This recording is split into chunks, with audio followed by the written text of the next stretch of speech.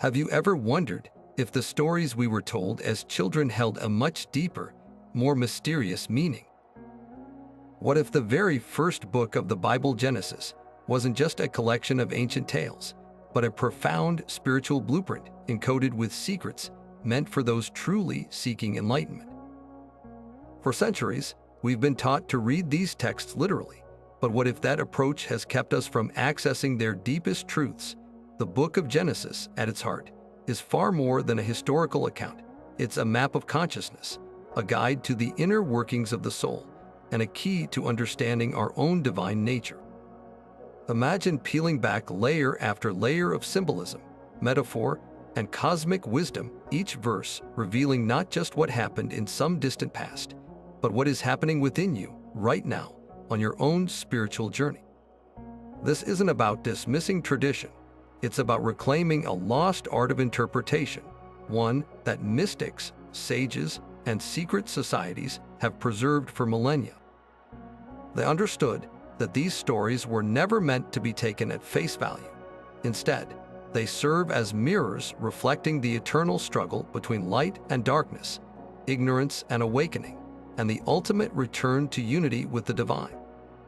If you've ever felt there was something more to these ancient narratives, something mysterious stirring beneath the surface, you're not alone.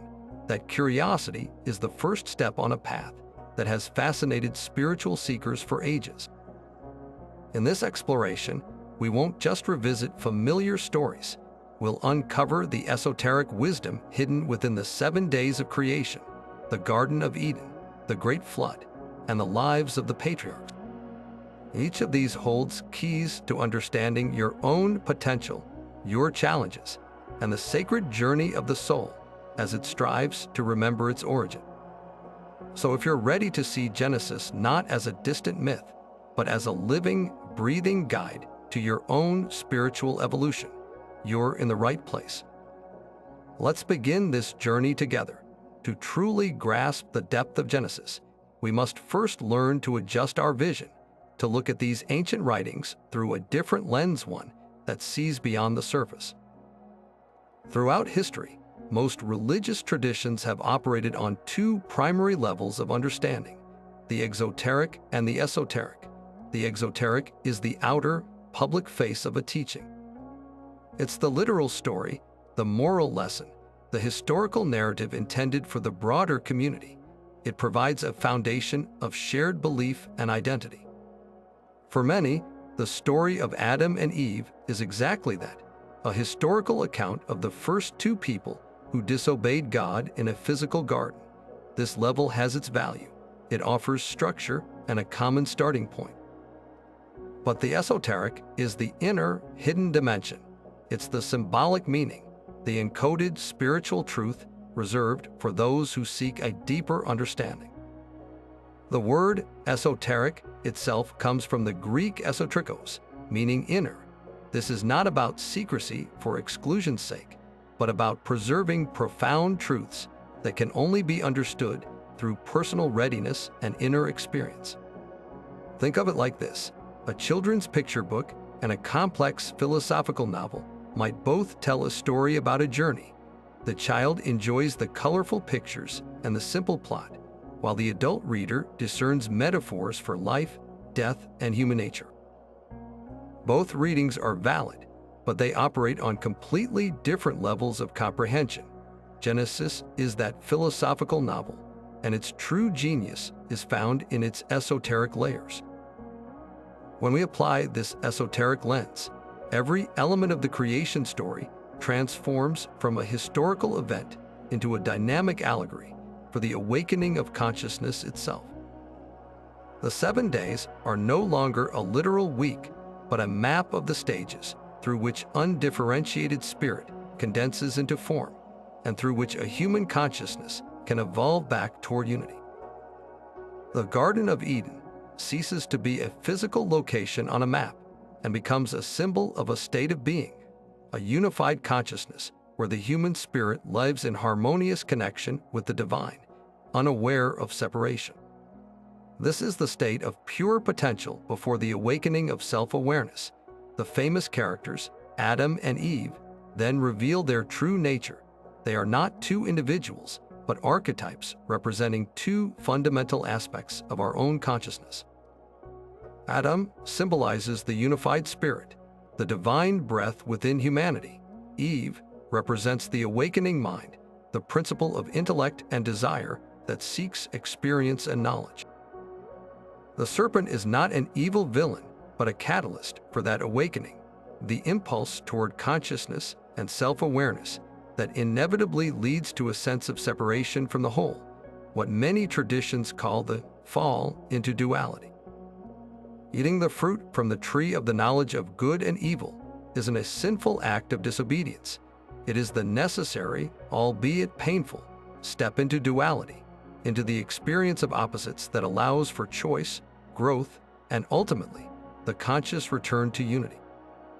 This is the human journey, from unconscious unity through the necessary illusion of separation and back to a conscious, earned unity, a return to the garden with eyes wide open. So if the garden represents a state of unified consciousness, what existed before the garden, before the first day, before light, before form, the opening verses of Genesis present us with a profound and mysterious image. And the earth was without form and void, and darkness was upon the face of the deep. In the original Hebrew, this, without form and void, is described with the poetic phrase, Tohu Bohu. This is perhaps one of the most misunderstood concepts in the entire text. We often picture a mere emptiness, a blank canvas waiting for paint, but from an esoteric perspective, Tohu Bohu is not a vacant nothingness, it is a pregnant everythingness. It is the unmanifest potential from which all of creation will eventually spring forth. Think of it as the silent, dark, and fertile soil before a seed has sprouted. The soil isn't empty. It is teeming with latent life, containing all the nutrients and possibilities for an entire forest to emerge. It is the state of pure being before being takes on any specific characteristics. In mystical traditions, this is akin to the concept of the divine mind or the infinite source.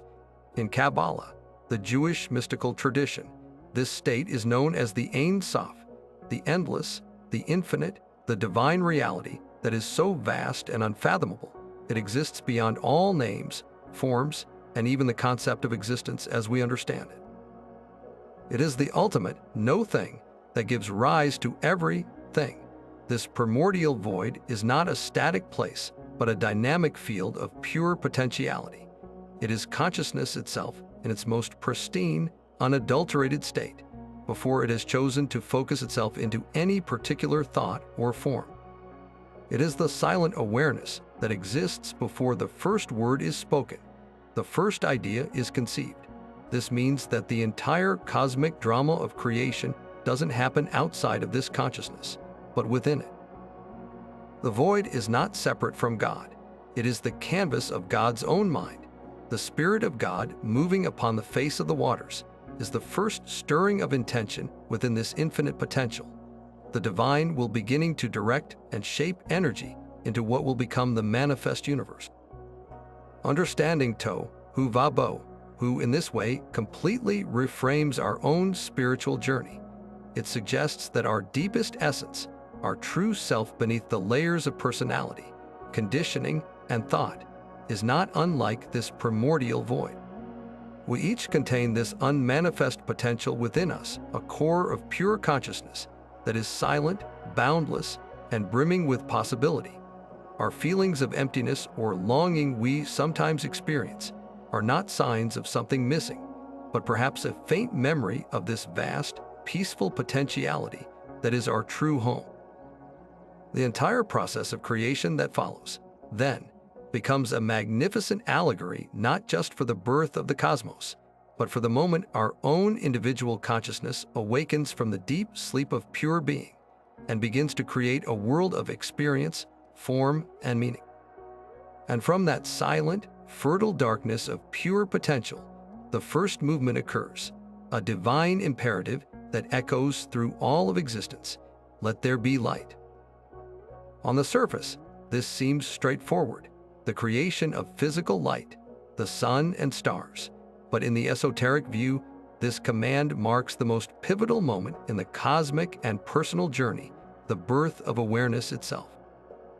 This light is not a photon-based wavelength that we see with our eyes. It is the first emanation of consciousness, the initial spark of self-aware intelligence, separating from the unconscious, unified field. It is the moment the infinite, unmanifest potential becomes aware of its own existence. This primordial light is what mystics across traditions have pointed to by many names: divine awareness, the Logos, or Christ consciousness. It represents the first point of self-reflection within the divine mind. Before this, there was only being. Now, there is being that knows it is. Imagine waking up from a deep, dreamless sleep. For a fleeting moment, there is simply the pure awareness that you are awake, before any thoughts about who you are, what you need to do, or what you desire even enter your mind. That pristine, initial moment of I am is the microcosmic experience of the macrocosmic first day. It is the light of pure subjectivity, the foundational consciousness upon which all subsequent creation is built. The separation of this light from the darkness is perhaps the most misunderstood part of this allegory. This is not a story of a good force vanquishing a bad one. Darkness, in this context, is not evil. It is simply the state of unconscious potential, the Tohu Bohu, from which the light emerges. It is the unmanifest, the not yet aware. The divine doesn't destroy the darkness, it distinguishes itself from it. This is the fundamental act of creation, the act of distinction. By recognizing light as light, the concept of its opposite, darkness, is simultaneously brought into being. This is the genesis of duality itself, the necessary first step that creates the entire framework of reality as we experience it: subject and object, self and other, spirit and matter. This process is beautifully mirrored in our own spiritual awakening. The first day occurs within each of us when we have that initial spark of self-awareness, the moment we begin to question our automatic patterns and conditioned beliefs. It's the dawning realization that we are not merely our thoughts or our roles in the world, but something deeper, a conscious presence behind it all. This inner light allows us to observe our own minds, to separate our true identity from the darkness of unconscious habit and reaction. We begin to distinguish the eternal, aware part of ourselves from the temporary, ever-changing content of our lives. This is the true meaning of enlightenment, not becoming a being of pure light, but becoming a being who is fully aware of the light of their own consciousness, and in doing so, illuminating the entire inner world. And so, with the primal light of awareness now shining, the process of differentiation continues, bringing forth the next essential structure of reality, the firmament. On the second day, the divine voice commands, "Let there be a firmament in the midst of the waters, and let it divide the waters from the waters." We often imagine this as God creating a physical sky to separate the heavenly oceans from the earthly seas, a kind of cosmic, like Quorium, Chinese letter. But to the esoteric seeker, this is one of the most profound and practical allegories in the entire creation narrative. This firmament is not a physical dome. It is the birth of the mental plane, the very structure of your own consciousness that creates the necessary duality for all experience. The waters represent the unformed substance of consciousness itself, the cosmic mind stuff from which all thoughts and forms are made. Before the firmament, this mental substance is a unified, chaotic potential, much like the Tohu Bohu, but now activated by the light of awareness. The command to create a firmament is the divine act of introducing structure into this fluid consciousness. It is the moment pure awareness begins to organize itself, to create a filter or a lens through which it can perceive itself. This firmament is what esoteric traditions often call the mental body, or the higher mind. It is the faculty that allows for the conception of pure ideas, patterns, and archetypes, the blueprints for all that will later manifest in more dense forms. This division creates two distinct realms of experience. The waters above, the firmament, symbolize the world of pure ideas, the realm of divine archetypes and perfect forms. This is the plane of universal principles, unconditional love, and inspired intuition. It is where the blueprint for a tree, the concept of justice, or the feeling of true compassion exists in its most perfect, unblemished state. The waters below, the firmament, represent the astral or emotional plane. This is the realm of personal desire, feeling, reaction, and the flow of psychic energy. It is where those pure archetypes from above get filtered through our individual perceptions, biases, and past experiences, often becoming distorted by personal desire and emotional charge. This creation of the firmament is, therefore, the genesis of duality itself. It establishes the fundamental structure of above and below, higher and lower, ideal and manifested. It creates the necessary tension between the world as it could be in its perfect archetypal form and the world as we experience it through our personal feelings and interpretations. This is not a mistake or a fall. It is a divine and necessary act. Without this division, experience would be impossible. There can be no knowing of light without dark, no experience of joy without an understanding of sorrow, no growth without challenge. The firmament creates the space where this divine play of opposites can unfold. We can observe this process constantly at work within our own minds. Your higher mind, the waters above, is that part of you that can conceive of a perfect ideal, perhaps the vision of a peaceful, loving state of being, or a creative project in its most brilliant, complete form. But then, the waters below, your emotional and desire nature engage with that idea. You might feel excitement, but also fear. You might desire to manifest it, but also feel impatient or doubtful. The perfect idea from above becomes colored by your personal history and emotional currents below.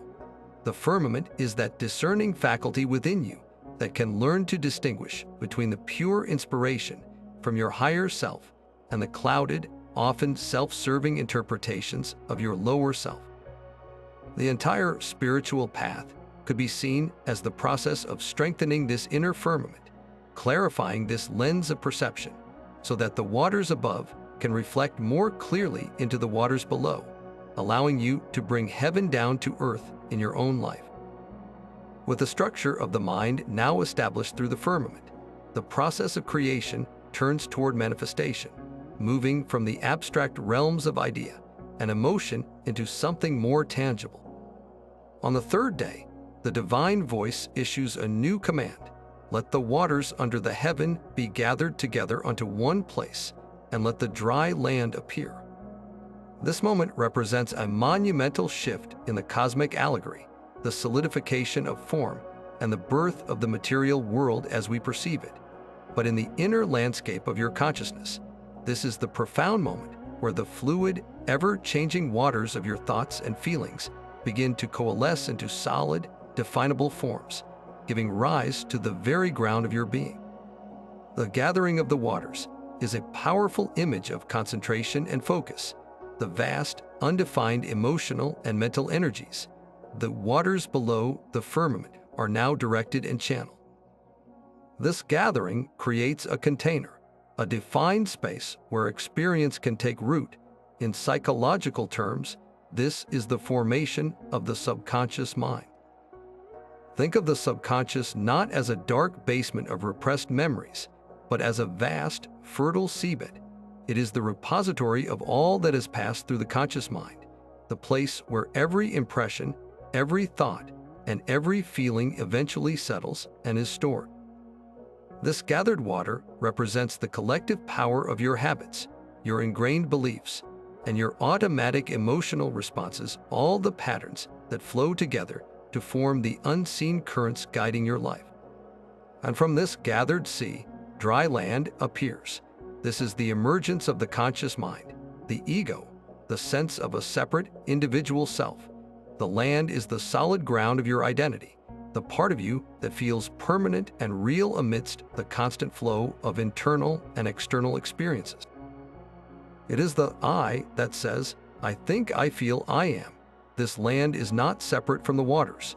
It rises from them and is perpetually shaped by them. Your conscious identity is intimately connected to and profoundly influenced by the vast, subconscious sea from which it emerged. The coastline, where land meets sea, is one of the most dynamic and creative places on Earth, and so it is within you. It is at the border of your conscious and subconscious mind, where your reality is continuously being formed and reformed. This newly formed Earth is immediately described as fruitful, commanded to bring forth grass, herbs, and fruit trees, each yielding seed after its own kind. This is where the allegory becomes incredibly practical for your spiritual journey. The seed is one of the most potent symbols in all of esoteric wisdom. A seed is a perfect, condensed idea containing the entire potential of the future plant within it. In your mind, every thought you entertain is a seed. Every belief you hold, every intention you set, is a tiny packet of potential energy that you plant into the fertile soil of your subconscious. The law, after its own kind, is an immutable spiritual principle. A thought of lack will yield experiences of scarcity. A seed of gratitude will blossom into more to be grateful for. A belief in limitation will root itself deeply and produce a harvest of constraints. Your inner world is a vast, responsive garden, and you are constantly planting seeds with every thought you repeat and every feeling you nurture. This third day of creation, therefore, gives you the blueprint for conscious living. You are not a passive victim of your circumstances. You are an active gardener of your soul. The dry land of your conscious mind has the power to choose which seeds to plant. You can observe the flowing waters of your emotions and the passing clouds of your thoughts, and you can consciously select which ones to focus on, which ones to water with your attention, and which ones to let pass by. The subconscious, the gathered waters, does not judge. It simply receives the seeds you give it and works tirelessly to bring them into manifestation. Understanding this dynamic is the first step toward true empowerment. Your outer world, with all its tangible forms and experiences, is ultimately a reflection of the inner landscape you have cultivated, a harvest of the seeds you have sown in the fertile soil of your own mind. With the inner landscape of the mind now firmly established, the fertile earth of our conscious identity rising from the gathered waters of the subconscious, the stage is set for the next magnificent act of creation, the ordering of the heavens. On the fourth day, the divine voice proclaims, "Let there be lights in the firmament of the heaven to divide the day from the night, and let them be for signs, and for seasons, and for days and years, and let them be for lights in the firmament of the heaven to give light upon the earth." And it was so. And God made two great lights, the greater light to rule the day, and the lesser light to rule the night. He made the stars also.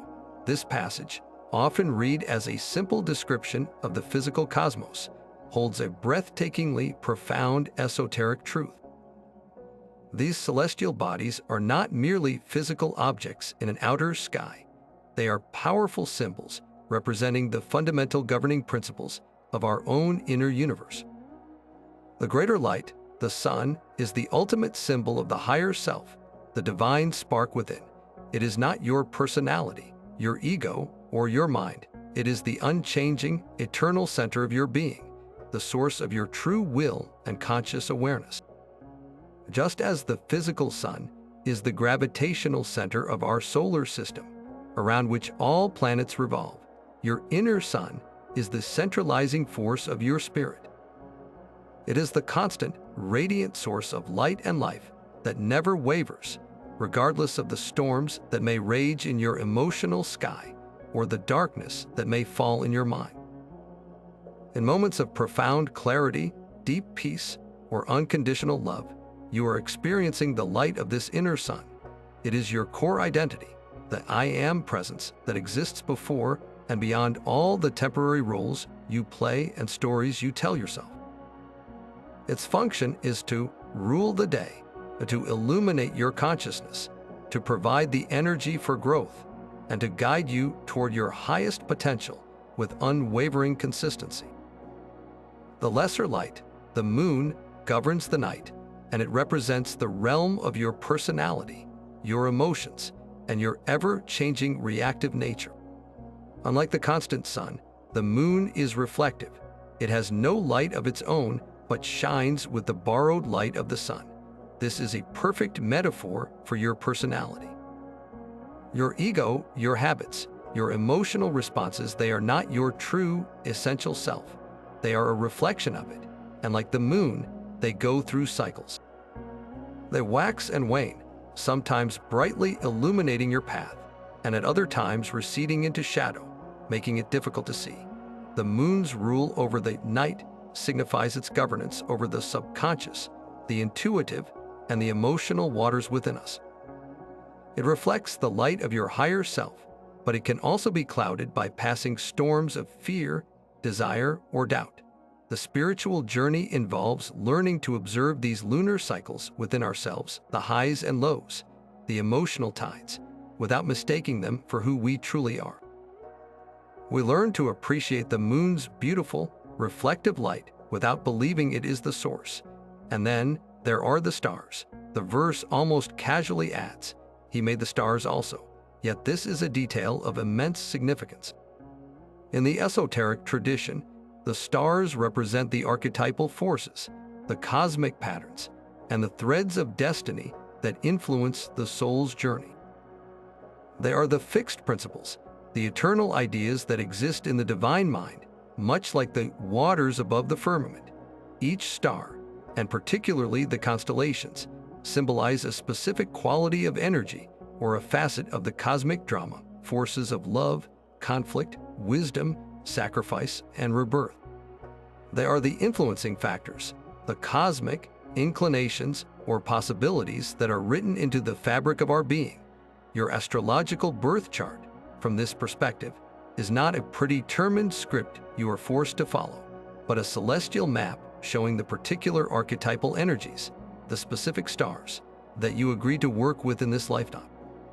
They represent your soul's potential, your karmic lessons, and the highest qualities you are meant to embody and express. They are the signs that guide us, not through fatalism, but by revealing our unique place within the grand, meaningful pattern of the whole. This celestial arrangement gives us a complete model for inner governance and conscious living. A person who lives solely by the moon is ruled by their ever-fluctuating emotions and the conditioned responses of their personality. They are tossed on the sea of circumstance, believing every feeling to be ultimate truth. A person who begins to align their moon, their personality, with their sun, their higher self, starts to live with purpose and harmony. They use the reflective light of their mind and emotions to consciously express the radiant qualities of their spirit, compassion, wisdom, and courage. And a person who understands the stars recognizes that their life is not a random series of events, but a sacred journey woven with meaningful patterns. They see challenges as invitations to engage with specific archetypal energies and to transform their personal story into a cosmic one. Your sun is your essential identity. Your moon is your instrument of experience, and the stars are the celestial map guiding your soul's unique adventure back to the source of all light. Having established the celestial governance of our inner universe, we arrive at the most intimate and transformative moment in the entire allegory of creation, the formation of the human being and the infusion of the divine breath. After the elaborate cosmic process of separating light from dark, waters from land, and establishing the sun, moon, and stars, the divine does something profoundly different. It doesn't command something into existence from a distance. Instead, the scripture says, "And the Lord God formed man of the dust of the ground, and breathed into his nostrils the breath of life, and man became a living soul." This act of breathing, is the key that unlocks the entire mystery of our spiritual purpose. The dust of the ground is the fully formed material world, the culmination of all the previous days of creation. It represents the physical body, a magnificent and complex vehicle crafted from the very elements of the earth, organized by the archetypal forces of the stars, and animated by the emotional tides of the moon. But this body on its own is an intricate machine, a potential without its power source. It is like a beautifully crafted lamp, wired and ready, but still sitting in darkness. The breath of life is the moment the switch is flipped, flooding the form with incandescent light. This breath is not air as we understand it biologically. It is the direct implantation of a divine spark, the conscious essence of the Creator itself. In the ancient Hebrew mystical tradition of Kabbalah, this divine exhalation is known as the neshama. This is a specific term that points to the highest level of the soul, the fragment of pure, unadulterated divinity that is placed within each human being. It is our direct, unbreakable link to the source, our eternal and unchanging core. While the physical body is formed from the dust, subject to growth, decay, and the laws of nature, the neshama is not formed or created in the same way. It is bestowed. It is a particle of the infinite, a drop of the ocean of divine consciousness placed within the finite container of the individual self. This is what truly makes us living souls, or in the original Hebrew, nefesh chaya, a being in whom the eternal and the temporal commune. This divine imprint is the source of our deepest yearnings and our highest potentials, that feeling of inexplicable longing for something more, that sense of homesickness for a place you've never been, that inner compass that instinctively recognizes truth, beauty, and goodness. This is the neshama whispering to you from within. It is the part of you that remembers its origin in unity and tirelessly works to guide your personality, your moon, back into alignment with that divine source, your inner sun. It is the seat of conscience, not in the sense of a socially imposed guilt, but as an innate knowing of divine law and harmony. When you act with unconditional compassion, when you experience a moment of selfless love, or when you have a profound insight that seems to come from beyond your own mind, you are experiencing the world through the lens of your neshama. This gift of the divine breath is what separates the esoteric view of humanity from a purely materialistic one. We are not merely intelligent apes. We are gods in embryo, divine beings having a human experience. Our purpose, then, is not to escape the physical world or to deny our humanity, but to do this sacred work of integration to allow the neshama, the higher self, to fully illuminate and direct the physical, emotional, and mental aspects of our being. The fall that comes later in the story is not a punishment for receiving this spark, but a symbolic representation of what happens when we forget its presence. We become identified with the dust, with our bodies, our possessions, our dramas, and we lose conscious connection to the divine breath that animates it all. The entire spiritual path is the journey of remembering, of turning our awareness inward to rediscover that eternal spark within, and through its light, transforming our entire existence into a conscious expression of the divine. And so we arrive at the very heart of the garden, where two unique trees stand as the central pillars of this entire spiritual allegory, the tree of life and the tree of the knowledge of good and evil. This is not a story about a simple choice between right and wrong, but a profound depiction of the two fundamental paths available to every conscious being, the path of direct unity and the path of experiential duality. These trees represent the ultimate crossroads of the soul's journey, and understanding their symbolism is crucial to grasping our own spiritual predicament and potential. The tree of life is the ultimate symbol of spiritual awakening and unbroken connection to the source. Its roots delve deep into the unified field of divine consciousness, and its branches reach into every dimension of existence, connecting all things in a living, vibrant web of being. To partake of this tree is to experience reality directly, to know oneself as an integral part of the whole, forever nourished by the infinite. It represents a state of consciousness where there is no separation between the experiencer and the experience, between the individual and God. This is the path of the mystic, the saint, the enlightened being who resides in a perpetual state of grace, perceiving the divine essence in all things. It is a state of being rather than doing, of knowing rather than learning. In stark contrast stands the tree of the knowledge of good and evil. Its name reveals its entire purpose. This tree does not offer pure knowledge or unity. It offers knowledge of something specific, the knowledge of good and evil, which is the knowledge of duality, polarity, and separation.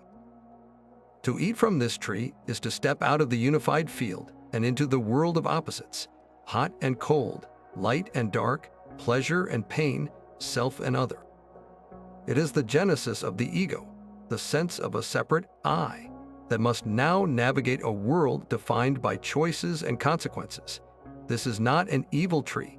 It is the tree of experience, of soul-making.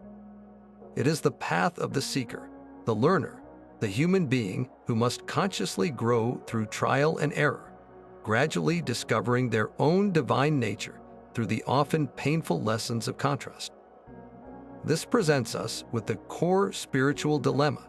The divine instruction not to eat from the tree of knowledge was not an arbitrary test of obedience, but a profound warning about the nature of the experience itself.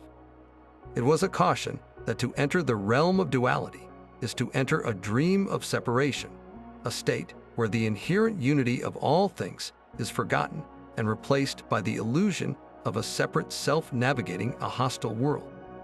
The death that would result was not a physical punishment, but a spiritual one, the death of the conscious experience of unity. The soul would not cease to exist, but it would die to its knowledge of its own divine nature, becoming lost in the labyrinth of its own creation. Yet this choice was inevitable and, from a certain perspective, even necessary. While the tree of life offers a blissful existence in unconscious unity, the tree of knowledge offers the potential for something even greater, a conscious return to unity.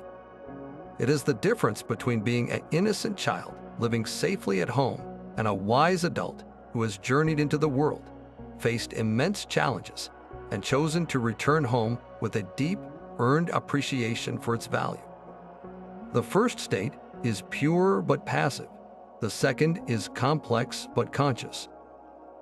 The entire human experiment is the story of souls who chose the path of experience, who chose to know themselves through the mirror of duality, with the ultimate goal of one day returning to the tree of life, not as innocent children, but as self-aware, enlightened co-creators, bringing the richness of their entire journey back with them into the heart of the divine. And so we are introduced to one of the most maligned and misunderstood figures in all of spiritual literature, the serpent. For centuries, traditional interpretation has cast this being as the embodiment of pure evil, a deceptive villain whose sole purpose was to corrupt humanity and bring sin into the world. But when we apply our esoteric lens, this simplistic characterization completely unravels, revealing a figure of immense complexity and profound purpose. The serpent is not the antagonist of this story. It is the essential catalyst without which the entire human journey of awakening could never have begun. It is the personification of a divine impulse that stirs within the soul, urging it toward growth, awareness, and its ultimate destiny. To grasp its true nature, we must first look beyond its later associations with evil. In the ancient world, long before Genesis was compiled, the serpent was a nearly universal symbol of wisdom, healing, and life force. In Mesopotamia, the god Ningish-Sida, depicted as a serpent on a rod, was a deity of the underworld and healing. In Egypt, the Urius cobra adorned the crowns of the pharaohs, representing divine authority, wisdom, and the power of kingship. The serpent was revered because it embodied the mysterious, cyclical nature of life itself. It sheds its skin, symbolizing rebirth and regeneration, and its movement is silent, sinuous, and powerful, hinting at the unseen energies that flow through all of creation. This is the archetypal background the biblical writers were drawing upon, and it points to a being of deep, primal knowledge, not one of simple malice. Within the context of the garden, this serpentine energy represents something very specific, the rising force of consciousness itself, what Eastern traditions would later call Kundalini. Kundalini is often described as a coiled, serpent-like energy that rests at the base of the spine. When awakened, it rises through the body's energy centers, or chakras, activating higher states of awareness and spiritual perception. This is not a destructive force, but a transformative one. It is the very energy of evolution encoded within us, the impulse that pushes us out of complacency and into growth. The serpent in Eden is this same Kundalini energy. It is the divine discontent that stirs within the peaceful slumber of unconscious unity, the inner voice that whispers, "There is more to know. There is more to experience. You are meant for something greater." Its conversation with Eve is not a temptation into sin, but an initiation into a higher truth. The serpent states, "For God doth know that in the day ye eat thereof, then your eyes shall be opened, and ye shall be as gods, knowing good and evil." This is not a lie. It is the absolute truth. The act of eating the fruit did indeed open their eyes, granting them self-awareness and the capacity for moral discernment. The serpent is the embodiment of that divine curiosity and intellectual yearning that seeks to understand the nature of existence, even if that understanding comes with a cost. It is the force that pushes a child to question their parents' rules, a scientist to probe the mysteries of the universe, and a seeker to look beyond dogma for direct experience. It is the necessary disruption that shatters the illusion of passive innocence so that active, conscious wisdom can be born. This reframes the entire fall not as a catastrophic failure, but as a necessary step in the soul's curriculum. The state of Eden, of unconscious unity, was a beautiful beginning, but it was a state of spiritual infancy. There can be no real growth without the freedom to choose, and there can be no meaningful choice without an understanding of opposites. The serpent, as the catalyst, provided the crucial push into that world of duality. It initiated the process of individuation, where the soul begins to see itself as separate from the whole in order to eventually rediscover its unity on a conscious level. This is a painful but essential process. The awareness of nakedness that follows the fruit is the birth of the ego, the sudden, shocking realization of a separate self, vulnerable and alone. The toil and suffering that are then described as humanity's lot are not punishments. They are the natural consequences of living in a dualistic world, the very conditions that forge character, cultivate compassion, and ultimately lead us back toward the light with a deeper appreciation for its value. Thus, the serpent is the unsung hero of our spiritual evolution. It is the symbol of the divine will itself, operating within creation to ensure that consciousness does not remain static and unconscious, but dynamically evolves towards self-awareness and freedom. It represents the wisdom that often comes disguised as a challenge, the growth that is always preceded by growing pains. To vilify the serpent is to vilify the very impulse toward knowledge, experience, and evolution that defines our humanity. It is to reject the sacred messiness of our journey in favor of a sterile, unchanging paradise that offers comfort but no capacity for true becoming. The serpent did not rob us of a paradise. It offered us the keys to a far greater one, a conscious paradise, that we must earn through the wisdom gained by navigating the beautiful, difficult, and utterly transformative world of experience. And so, with the fruit consumed and their eyes opened, Adam and Eve take the next inevitable step in this cosmic drama. They leave the garden, but the language used to describe their transition is among the most symbolically rich and overlooked in the entire text. Genesis says, "Unto Adam also, and to his wife did the Lord God make coats of skins, and clothe them." This is not a minor detail about ancient fashion. It is the central allegory for the entire human condition.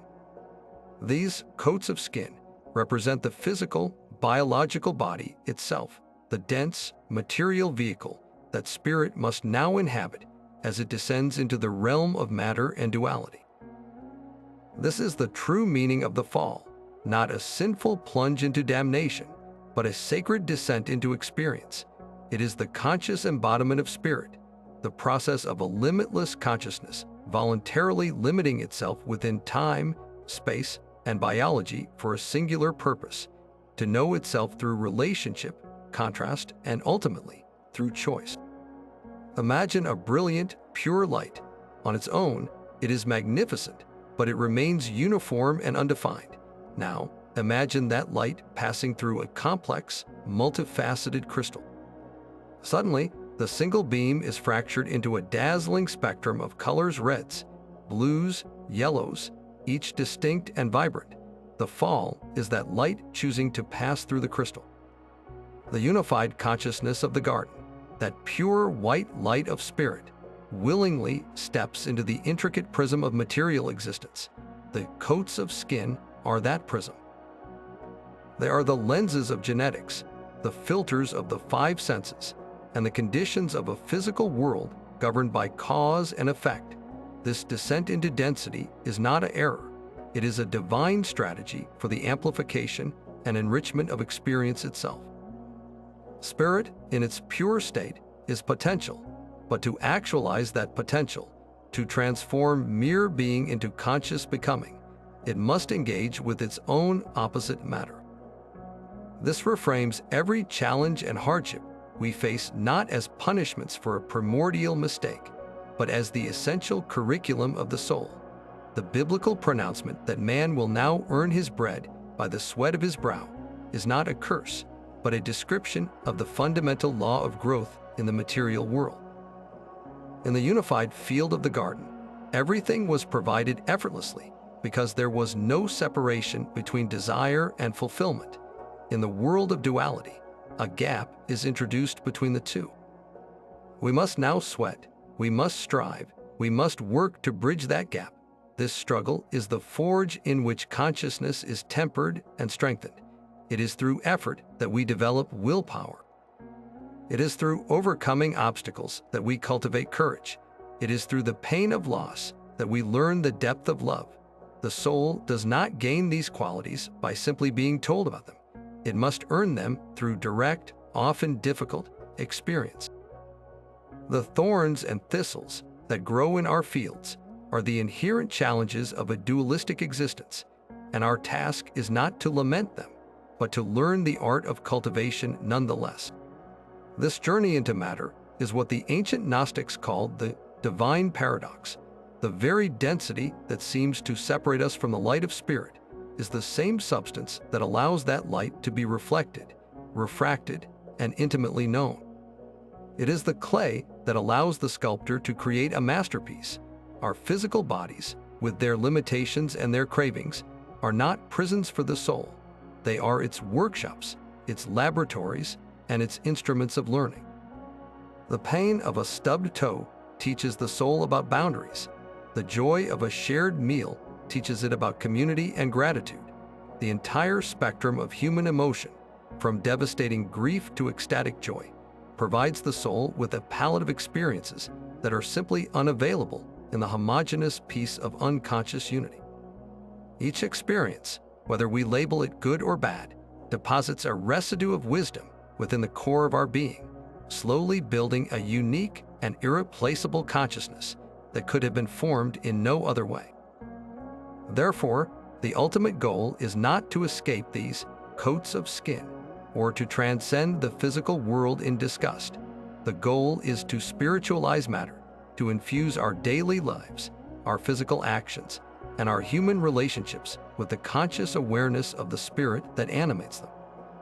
It is to become a conscious bridge between heaven and earth. We are here to bring the memory of the garden into the fields of our toil, to take the unconditional love of the source and express it through the conditional, often messy, realities of human life. This is the hero's journey in its purest form. The innocent leaves home, faces the trials of the world, and returns transformed, carrying a boon or an elixir that enriches the home they left. Our collective boon is the wisdom earned through our entire human experience.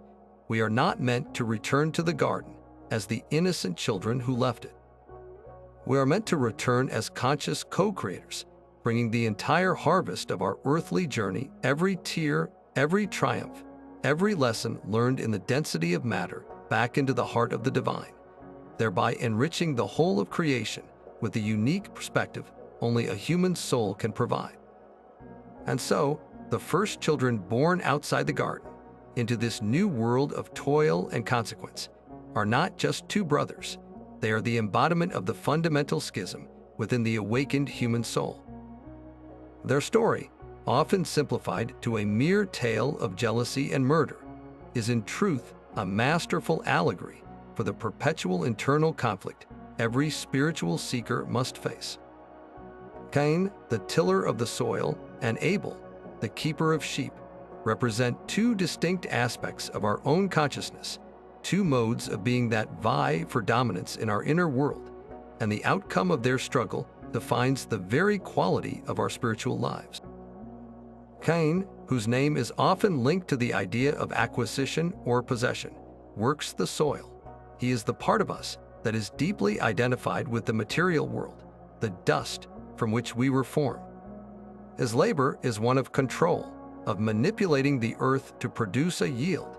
He represents the intellectual, calculating mind, the ego that believes it can secure its own survival and worth through effort, strategy, and the accumulation of tangible results.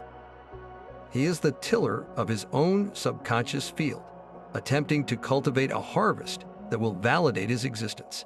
His offering to God is the fruit of the ground, the product of his own toil and sweat. This symbolizes a spirituality based on personal effort and achievement, on what we do and produce to earn divine favor or a sense of self-worth. It is the mindset that says, I have worked hard, I have followed the rules, I have given my best, and therefore I deserve recognition and reward. Abel, whose name means breath or vapor, is a keeper of sheep. His work is not about controlling the land, but about nurturing life.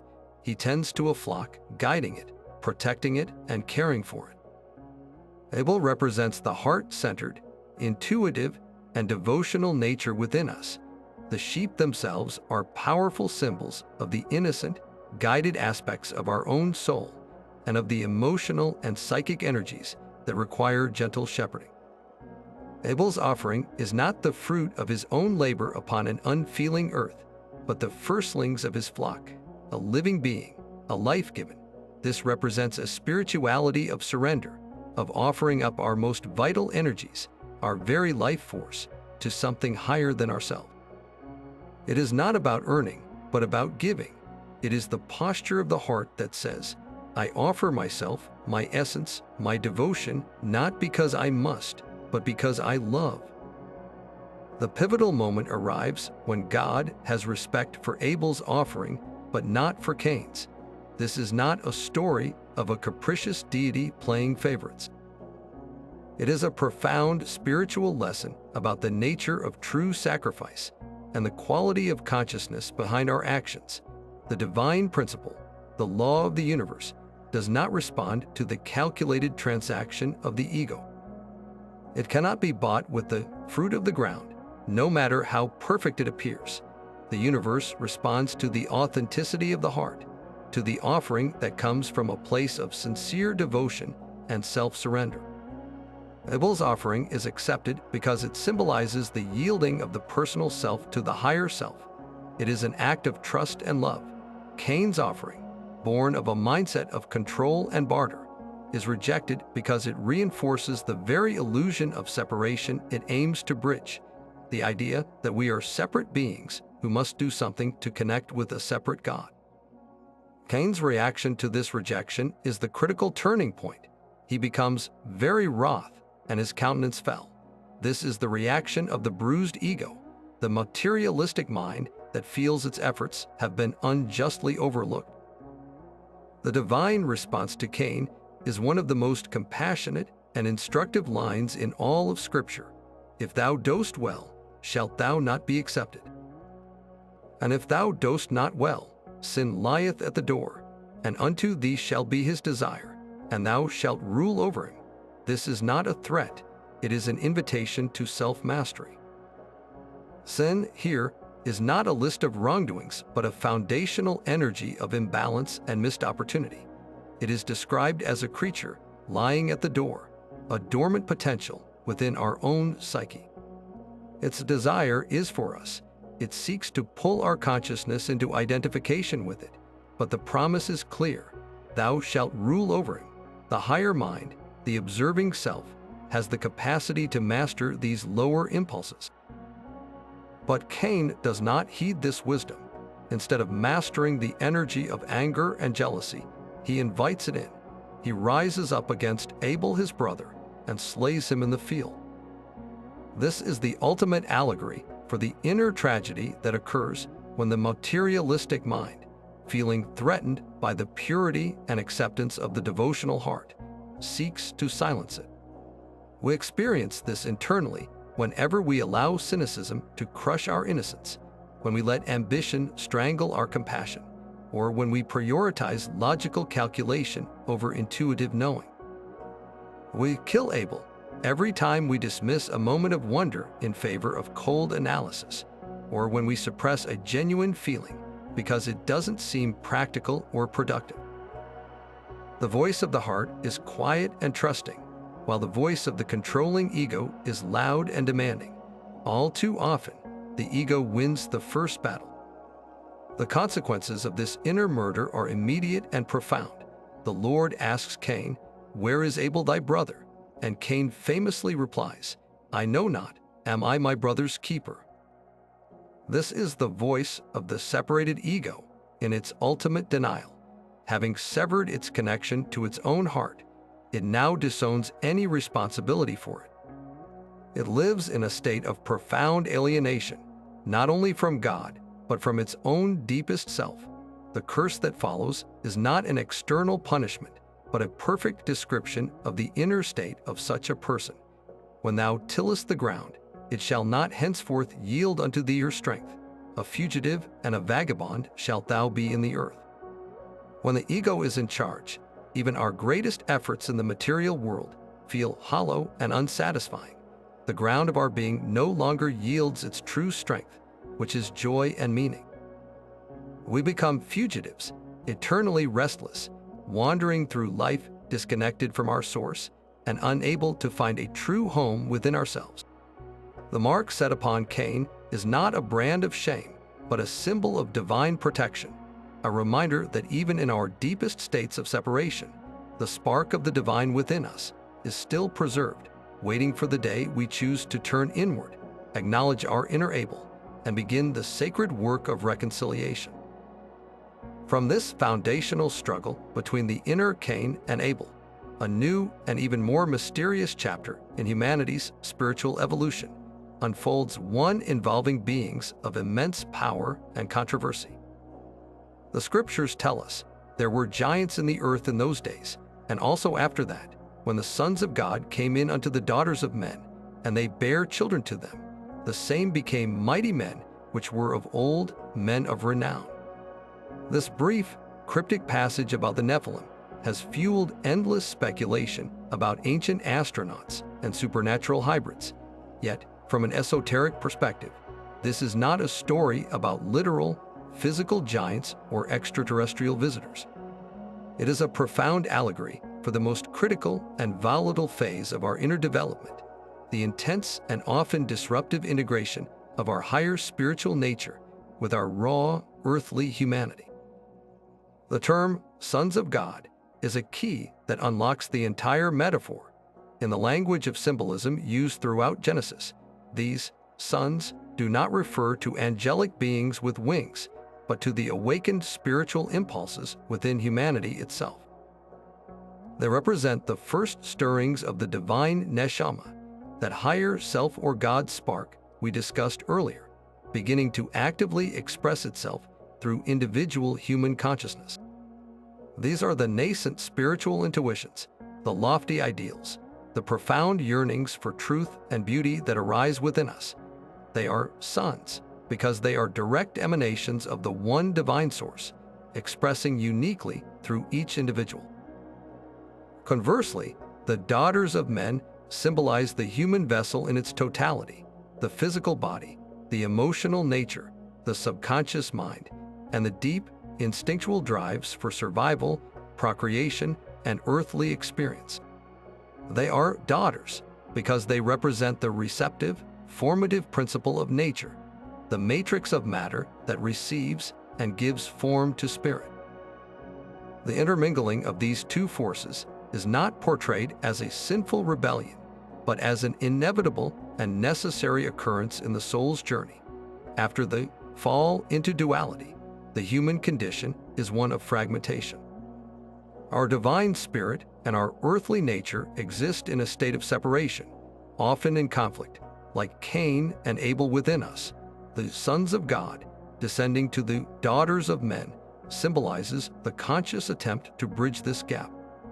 It is the effort to bring those high spiritual ideals, compassion, wisdom, unity down into the messy reality of our daily lives, our relationships, and our instincts. This is the sacred work of embodiment, the desire to infuse our every action, our very biology, with conscious spiritual purpose. The children born from this union are the mighty men and men of renown.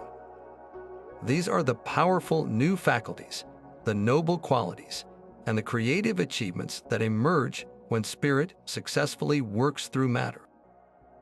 Think of the greatest works of art, the deepest acts of compassion, the most groundbreaking scientific discoveries. They all arise from this sacred marriage within an individual, where a lofty inspiration, a son of God, is successfully brought into form through human skill, effort, and emotion, the daughters of men. However, the story carries a warning, as this process is fraught with danger and potential imbalance. The giants, the Nephilim, whose name literally means the fallen ones, represent the distorted offspring of this union. They symbolize what happens when this sacred integration is attempted prematurely or without proper spiritual grounding, when the awakening spiritual energy is not met with a purified and disciplined human vessel. It can inflate the ego instead of transcending it. This creates a giant, not a being of physical stature, but a monstrous distortion of consciousness, spiritual pride, fanaticism, the use of psychic powers for selfish gain, or a philosophy that justifies the domination of others because one feels spiritually superior. The giant is the shadow side of spiritual awakening, the potential for the sons of God to be corrupted by the unrefined desires and power drives of the daughters of men. This is why many traditions emphasize the necessity of purifying the body and emotions alongside meditation and prayer. A contaminated vessel can turn the purest spiritual wine into a poisonous brew. This narrative perfectly mirrors a stage every sincere seeker will encounter. As we awaken to higher truths, there is an initial phase of intense enthusiasm and often a sense of empowerment. We may experience psychic sensitivities, profound insights, or a feeling of being special or chosen. This is the sons of God taking notice of the daughters of men.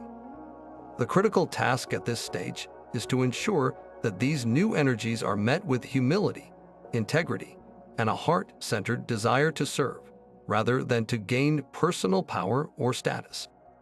Without this grounding, we risk creating inner Nephilim, an inflated ego that wears the mask of spirituality, a mighty man of renown in their own mind, but one who is ultimately disconnected from true, compassionate wisdom.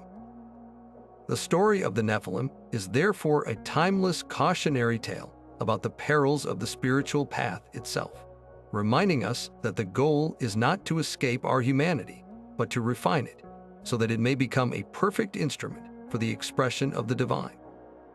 And from this turbulent period of inner giants and spiritual overreach, the cosmic narrative escalates toward its most dramatic and transformative event, the Great Flood. For millennia, this story has been taught as an act of divine retribution, a vengeful God washing the world clean of its corruption. But through the esoteric lens, this interpretation is turned completely on its head. The flood is not a story of punishment. It is the ultimate allegory for spiritual purification, a necessary and compassionate dissolution of the hardened ego structures that prevent the soul from evolving.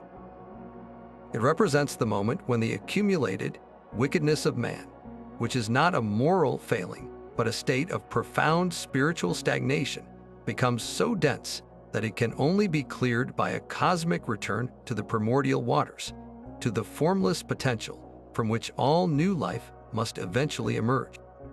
The wickedness that grieves the heart of God is not a list of sins, but a specific state of consciousness, described as every imagination of the thoughts of man's heart being only evil continually.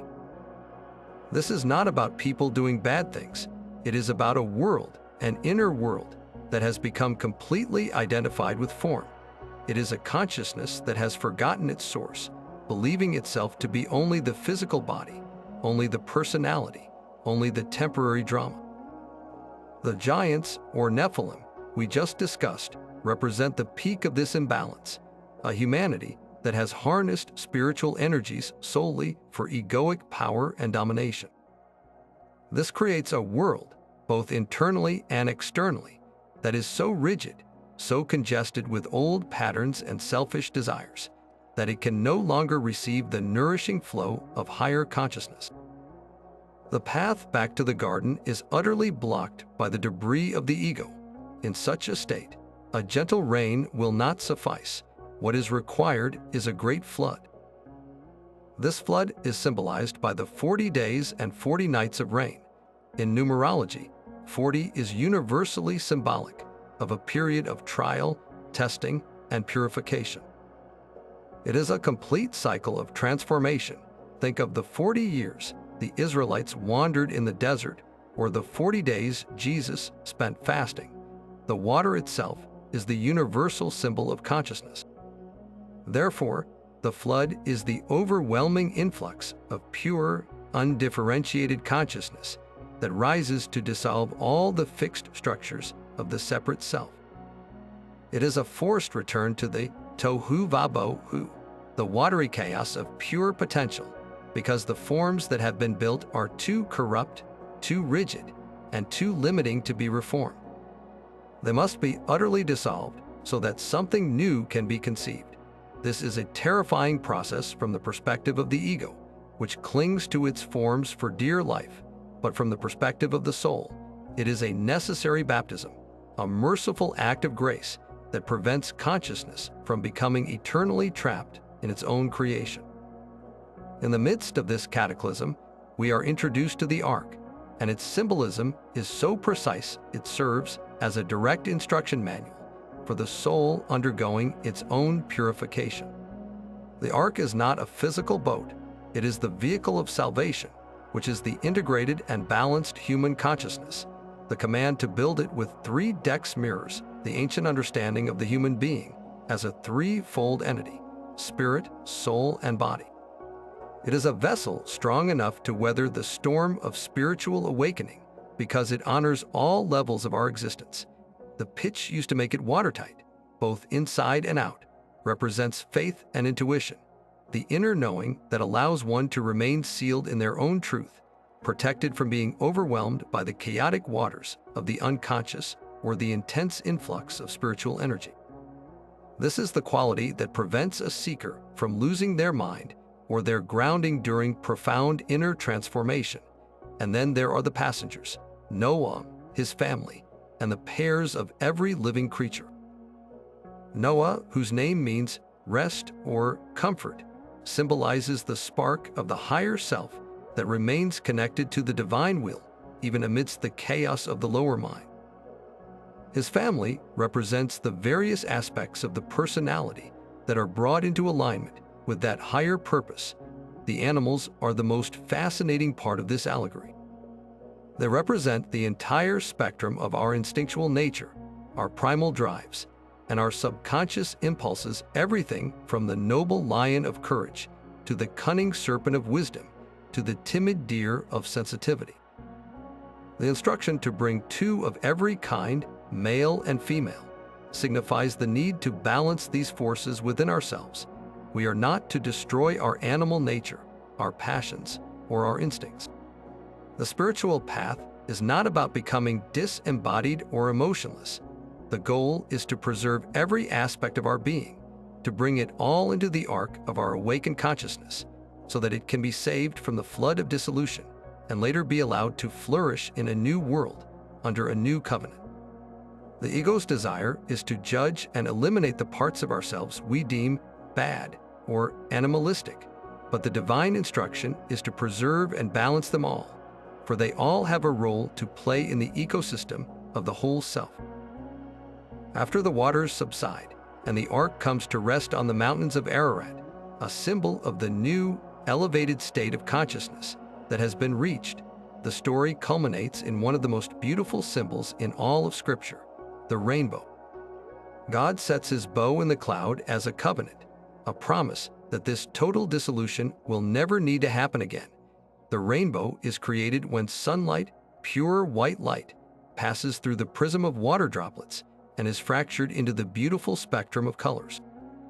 This is the perfect symbol for the new state of being.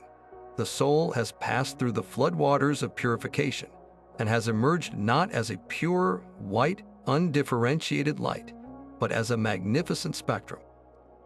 It has integrated the entire journey of duality, every color, every experience, every high and low, back into itself. The covenant is this: once you have undergone this baptism and have learned to hold the entire spectrum of experience within your awareness without identifying with any single part, you will never need to be completely dissolved again. The cycle of painful, catastrophic spiritual crises can end. The rainbow is a promise of grace, signifying that the divine and the human are now in a new relationship.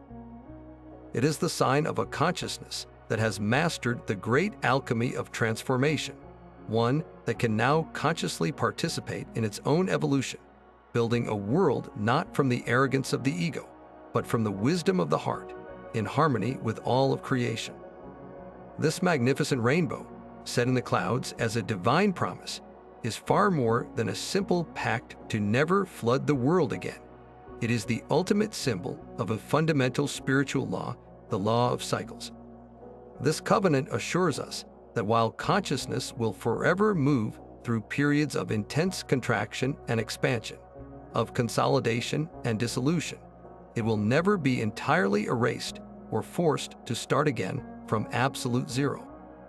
The painful, total dissolution of the flood was a one-time reset, a profound mercy for a consciousness that had become utterly stuck. The rainbow is the sign that we have graduated from that harsh curriculum.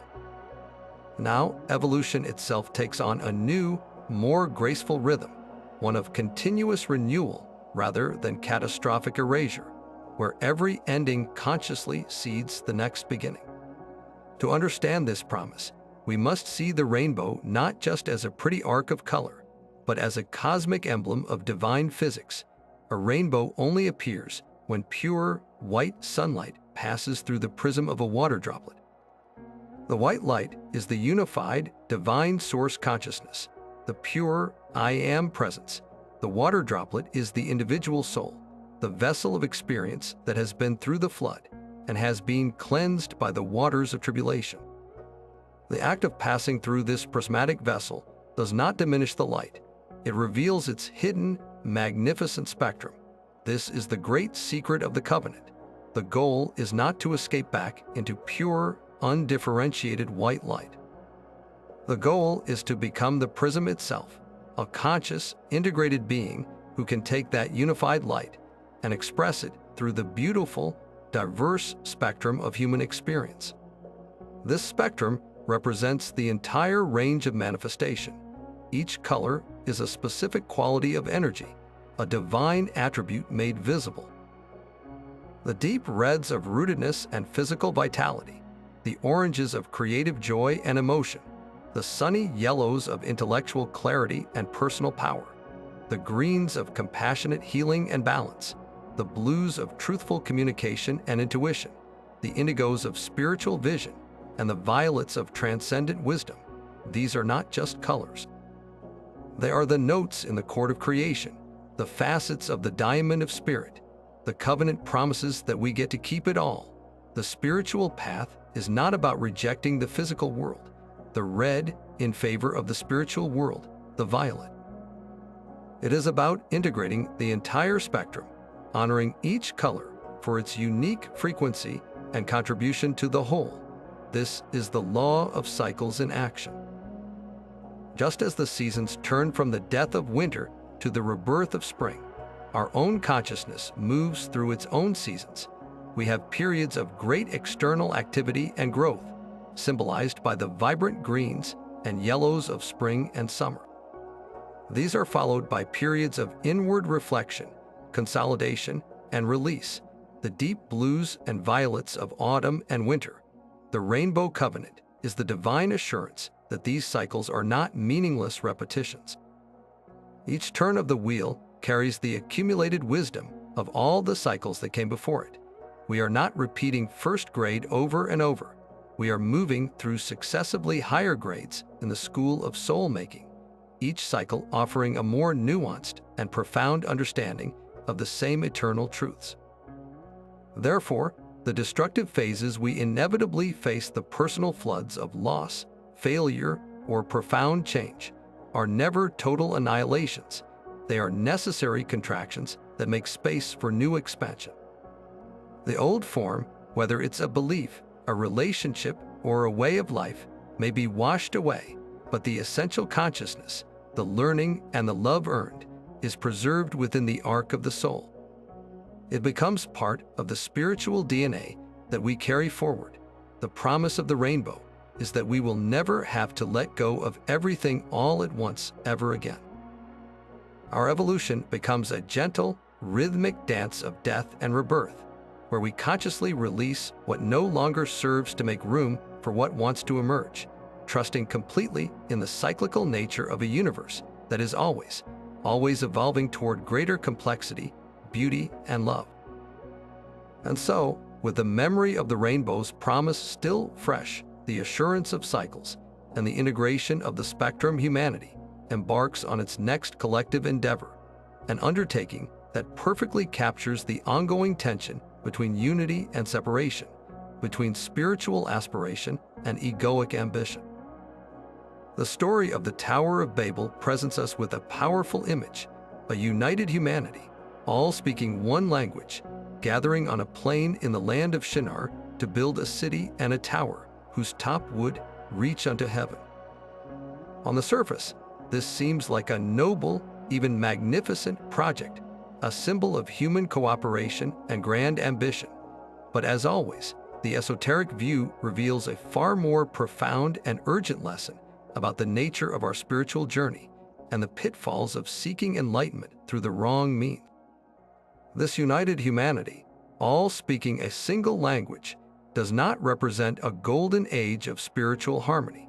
Instead, it symbolizes a state of collective conformity, a monolithic consciousness where individual thought and unique spiritual seeking have been sacrificed for the sake of a uniform, external goal. The one language is not the language of the heart or the soul. It is the language of the unawakened ego, a consensus reality based solely on material achievement and human pride. Their stated goal reveals their true motivation. Let us make us a name, lest we be scattered abroad upon the face of the whole earth. This is the cry of the separate self, terrified of its own insignificance and desperately trying to build a monument to its own existence. The tower is not being built to honor God or to facilitate a genuine connection with the divine. It is being constructed to glorify humanity itself, to make a name for themselves, to achieve a state of immortality and enlightenment through sheer physical effort and intellectual might. This is the ultimate attempt to storm the gates of heaven by force, to achieve spiritual ascension through purely material and egoic means. It is the belief that we can think, build, and effort our way back to unity without first undergoing the inner transformation of the heart. The bricks they use are a telling detail. They use burned brick instead of stone and slime instead of mortar. This signifies something entirely manufactured by human hands, an artificial construct. They are not building with the natural, living stones of spiritual truth and personal experience. They are creating a soulless, synthetic imitation of a spiritual path. This tower represents every system, dogma, or ideology that promises enlightenment through external compliance, through the rigid adherence to a single, uniform method, rather than through the authentic, inner awakening of the individual soul. It is spirituality as a product to be built, rather than a presence to be discovered. The divine response to this endeavor is one of the most misunderstood actions in Scripture. It is not an act of petty jealousy or a fear that humanity might actually succeed. It is an act of profound compassion and evolutionary necessity.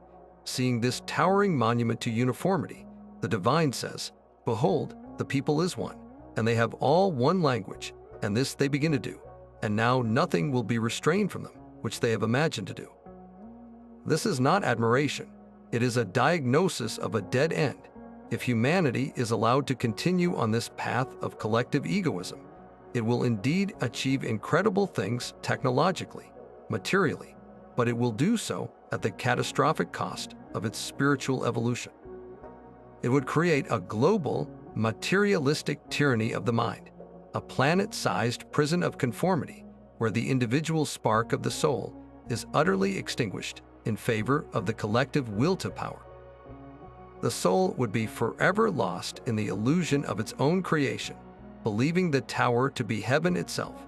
Therefore, the confusion of tongues is not a punishment, it is a divine intervention of mercy. It is the necessary shattering of this monolithic, egoic structure to save humanity from itself, by confusing their single language into a multitude of tongues, and by scattering them across the face of the earth. The divine reintroduces the essential ingredient for all true spiritual growth: diversity. This fragmentation of consciousness is the only way to break the spell of uniformity and force the individual to begin the search for meaning from within. Suddenly, cooperation based on a shared, egoic goal becomes impossible. People can no longer simply follow the crowd. They are forced into smaller groups, into different cultures, and must begin to develop their own unique understandings, their own paths back to the source. This scattering is the birth of genuine spirituality. It creates the beautiful, bewildering, and necessary diversity of world religions, philosophies, and mystical paths. The one artificial tower is replaced by 10,000 authentic, individual journeys. A seeker in India develops the path of yoga and meditation to still the mind and experience unity. A mystic in the Middle East cultivates a path of heartfelt devotion and surrender to the divine.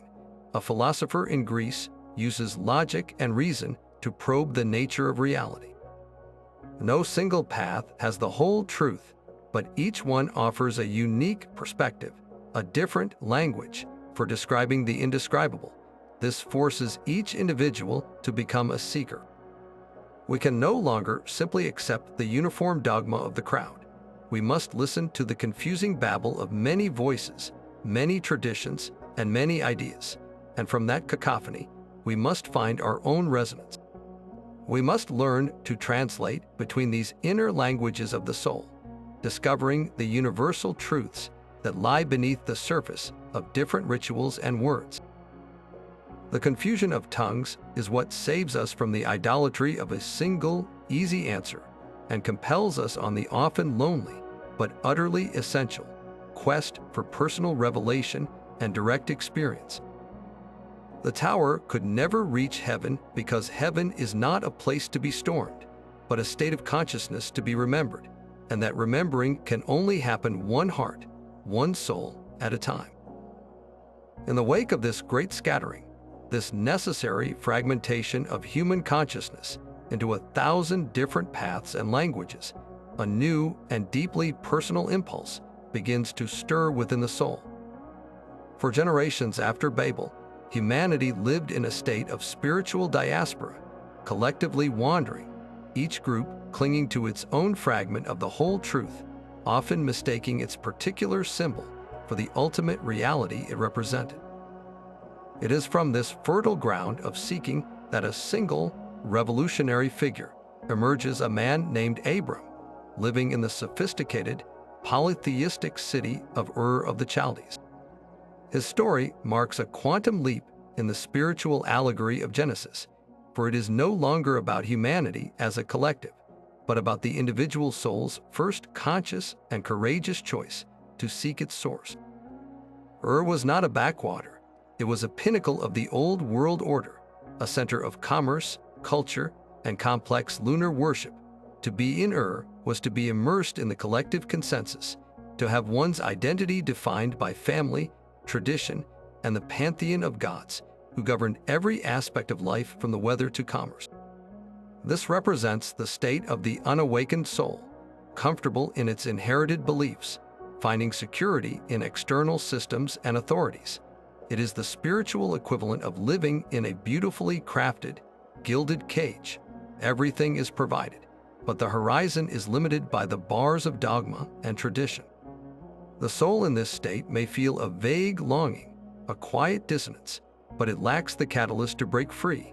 That catalyst arrives not as a thunderous command, but as a silent, internal knowing, a voice that speaks from within the depths of one's own being. The call that comes to Abram is described as the voice of God, but esoterically, this is the first awakening of the spiritual monad, the divine spark, the neshama, which has been slumbering within the human form.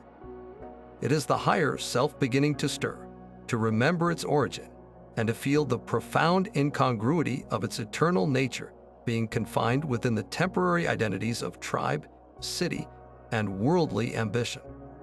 This call is the ultimate divine discontent. It is that inexplicable feeling that there must be more to existence than this cycle of birth, work, and death, that the gods of tradition and the comforts of the material world, however impressive, are ultimately inadequate to explain the mystery of being. The command that follows is both terrifying and liberating. Get thee out of thy country, and from thy kindred, and from thy father's house, unto a land that I will show thee. This is the most profound directive any soul can receive on its journey. It is not merely a command to physically relocate. It is an imperative to break free from every form of outer authority that has defined your reality. Your country is your cultural conditioning, the unconscious beliefs you inherited simply by being born in a certain place and time. Your kindred is the tribal mindset, the group identity that demands loyalty to its norms and punishes deviation. Your father's house is the deepest layer, the specific familial and religious traditions that shaped your earliest understanding of the world and the divine.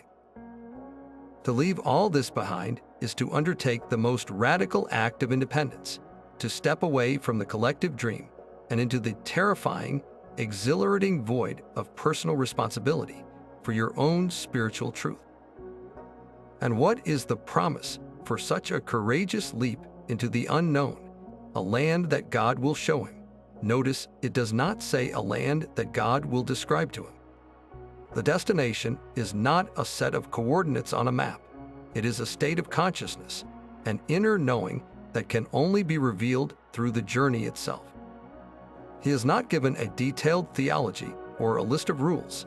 He is given a relationship with the divine that is direct, intimate, and navigated by trust and inner guidance alone. This is the birth of faith in the truest sense, not belief in a set of doctrines, but a living, dynamic trust in an unseen principle that guides one step at a time. He is moving from the known to the unknown, from the security of the outer altar to the uncertainty of the inner voice. His journey is the archetype for every spiritual seeker who has ever felt compelled to leave behind the religion of their childhood, the philosophy of their peers, or the limiting beliefs of their culture to follow a truth that they cannot yet see, but feel with every fiber of their being. This pilgrimage of Abram, who would become Abraham, the father of many nations, is therefore the story of the soul's individuation. It is the moment the monolithic Tower of Babel, which failed externally, is successfully internalized and transcended. The soul no longer looks to build a single, collective path to heaven.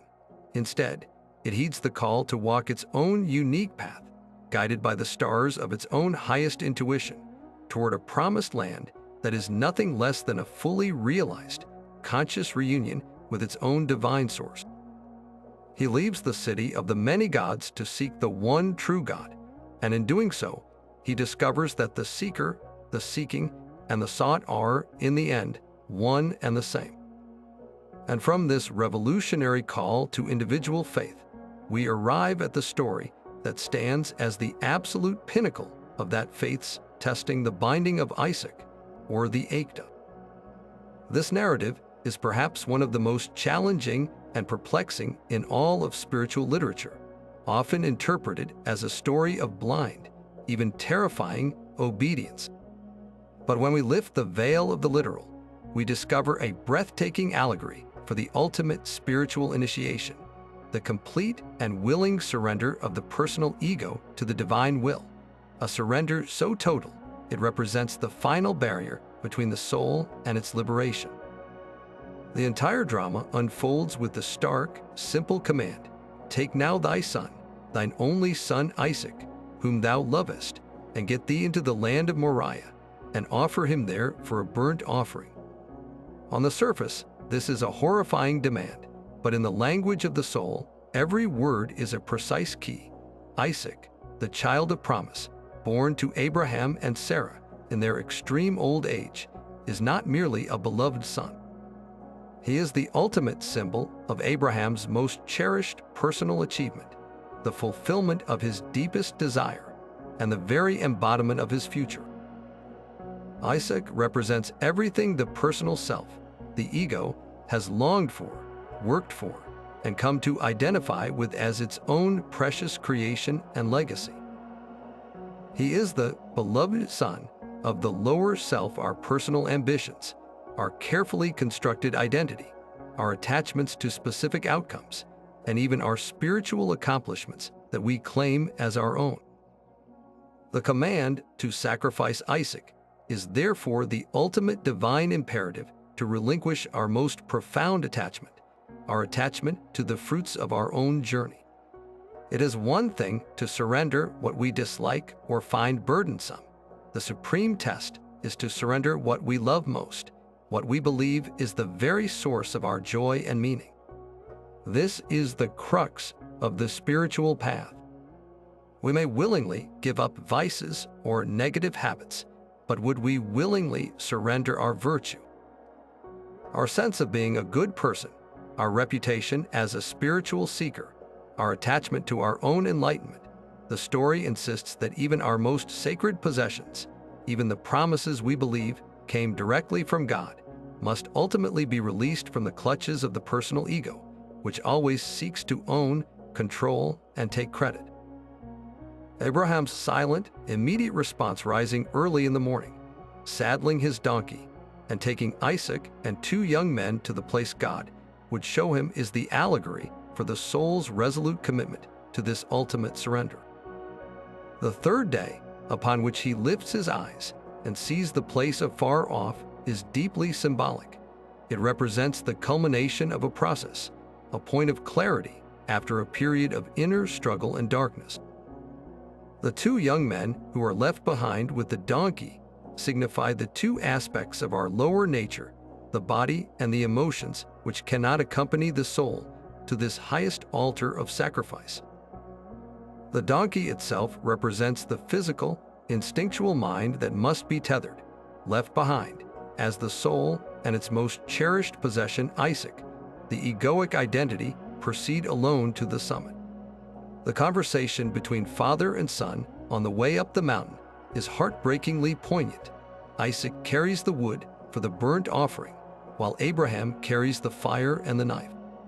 Isaac, the inquiring mind, asks the obvious question, "Behold the fire and the wood, but where is the lamb for a burnt offering?" Abraham's reply is one of the most profound statements of faith in all Scripture. "My son, God, will provide himself a lamb for a burnt offering." This is the ultimate expression of trust. It is the soul's realization that the act of surrender is not a loss, but an exchange. We are not surrendering something to a distant, demanding God.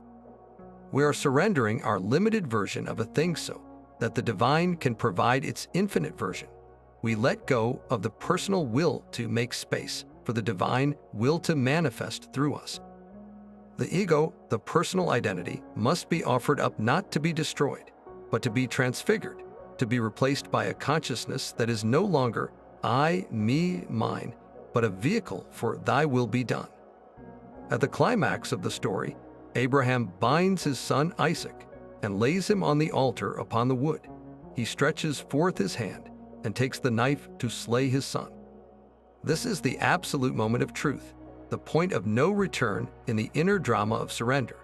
It represents the final, willing release of all claim to personal ownership, identity, and control.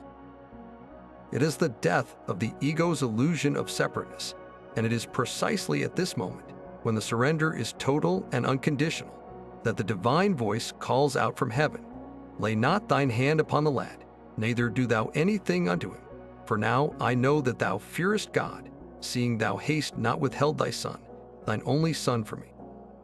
The ram, caught in the thicket by its horns, is then provided as the substitute sacrifice. This is the glorious revelation at the heart of the mystery. The divine never desired the death of Isaac, the destruction of the individual self. What was required was not the death of the self, but the death of the selfishness within the self, the tendency to hoard, claim, and identify with the Spirit's gifts. The ram, a male animal of strength and vitality, represents the purified ego, the individual consciousness that has been tested, surrendered, and now redeemed to serve a higher purpose. Its horns, caught in the thicket, symbolize that this powerful life force is now bound, not by the ego's own will, but by the divine design, its power perfectly channeled and harnessed. Abraham names the place Jehovah-Jireh, meaning the Lord will provide. This is the eternal lesson. When we are willing to sacrifice our most cherished attachment, our very sense of a separate, spiritual self, the divine provides not a loss, but an upgrade. Isaac is returned, but he is no longer merely Abraham's son. He is now a vessel of the divine promise, free from the burden of egoic ownership. The Ekta, then, is not a story of a God who demands child sacrifice. It is the ultimate allegory for the truth that the path to true spiritual freedom requires us to place even our most beloved spiritual identity and achievements upon the altar, trusting completely that what comes back is our true, eternal self, liberated from the illusion of separation and finally ready to be an instrument of the divine in the world. And so, the journey of the patriarchs continues, moving from the profound test of Abraham's faith to the complex, dream-filled life of his grandson, Jacob.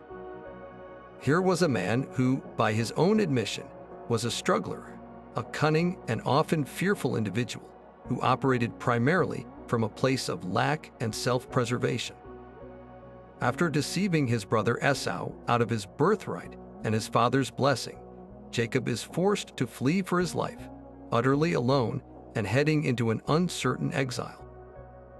It is at his absolute lowest point, physically exhausted and emotionally shattered, that he lies down in the wilderness with a stone for a pillow.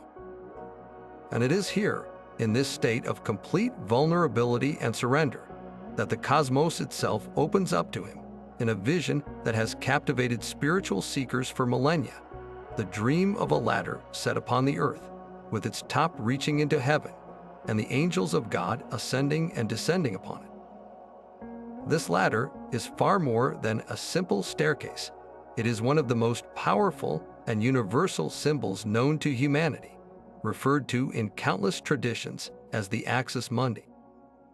This Latin term means axis of the world, and it represents a sacred center, a point of connection between the ordinary world of human experience and the higher, divine realms of pure consciousness. It is the world tree of the Norse Yggdrasil, the sacred mountain of the Greeks Olympus, the temple spire of a cathedral, and the central pole of a shaman's tent. In every case, it serves the same function. It is the bridge, the conduit, the umbilical cord linking heaven and earth, the manifested and the unmanifested, the realm of form and the realm of spirit. Jacob's ladder is the personal, internalized experience of this universal principle, revealing that this axis does not exist in some distant geographical location, but is anchored within the very consciousness of the individual seeker. The constant traffic of angels upon this ladder is the key to understanding its dynamic nature. These beings are not merely decorative. They represent the uninterrupted flow of energy, information, and consciousness between all levels of existence.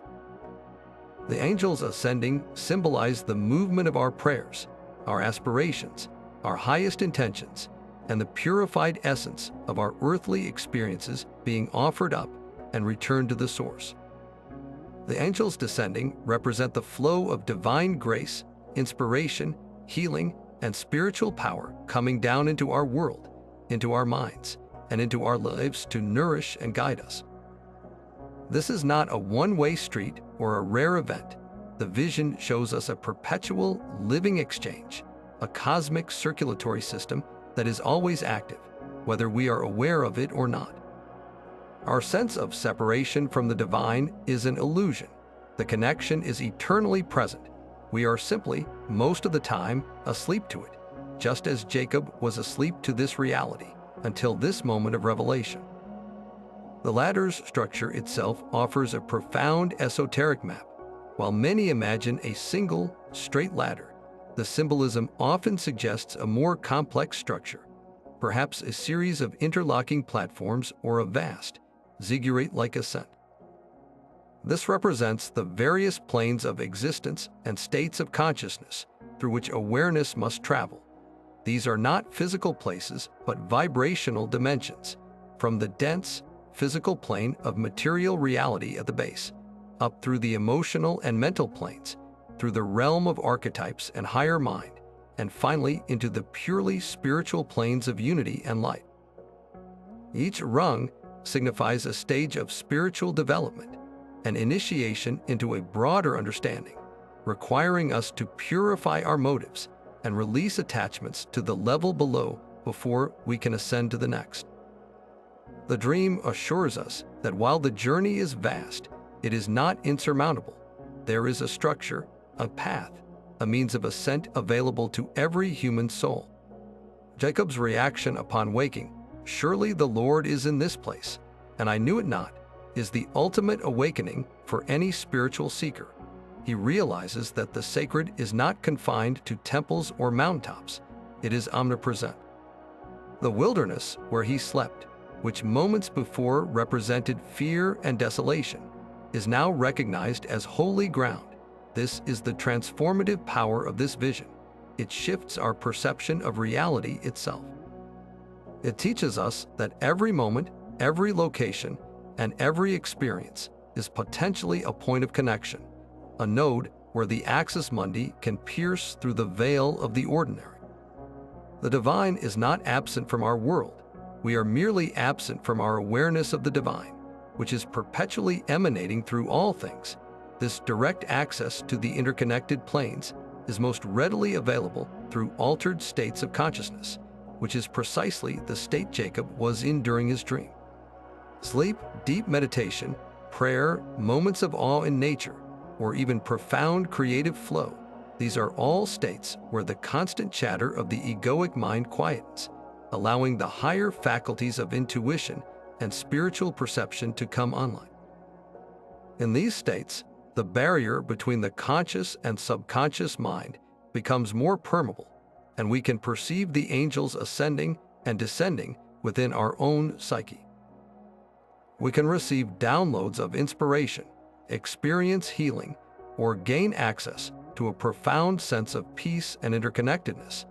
The latter is always there.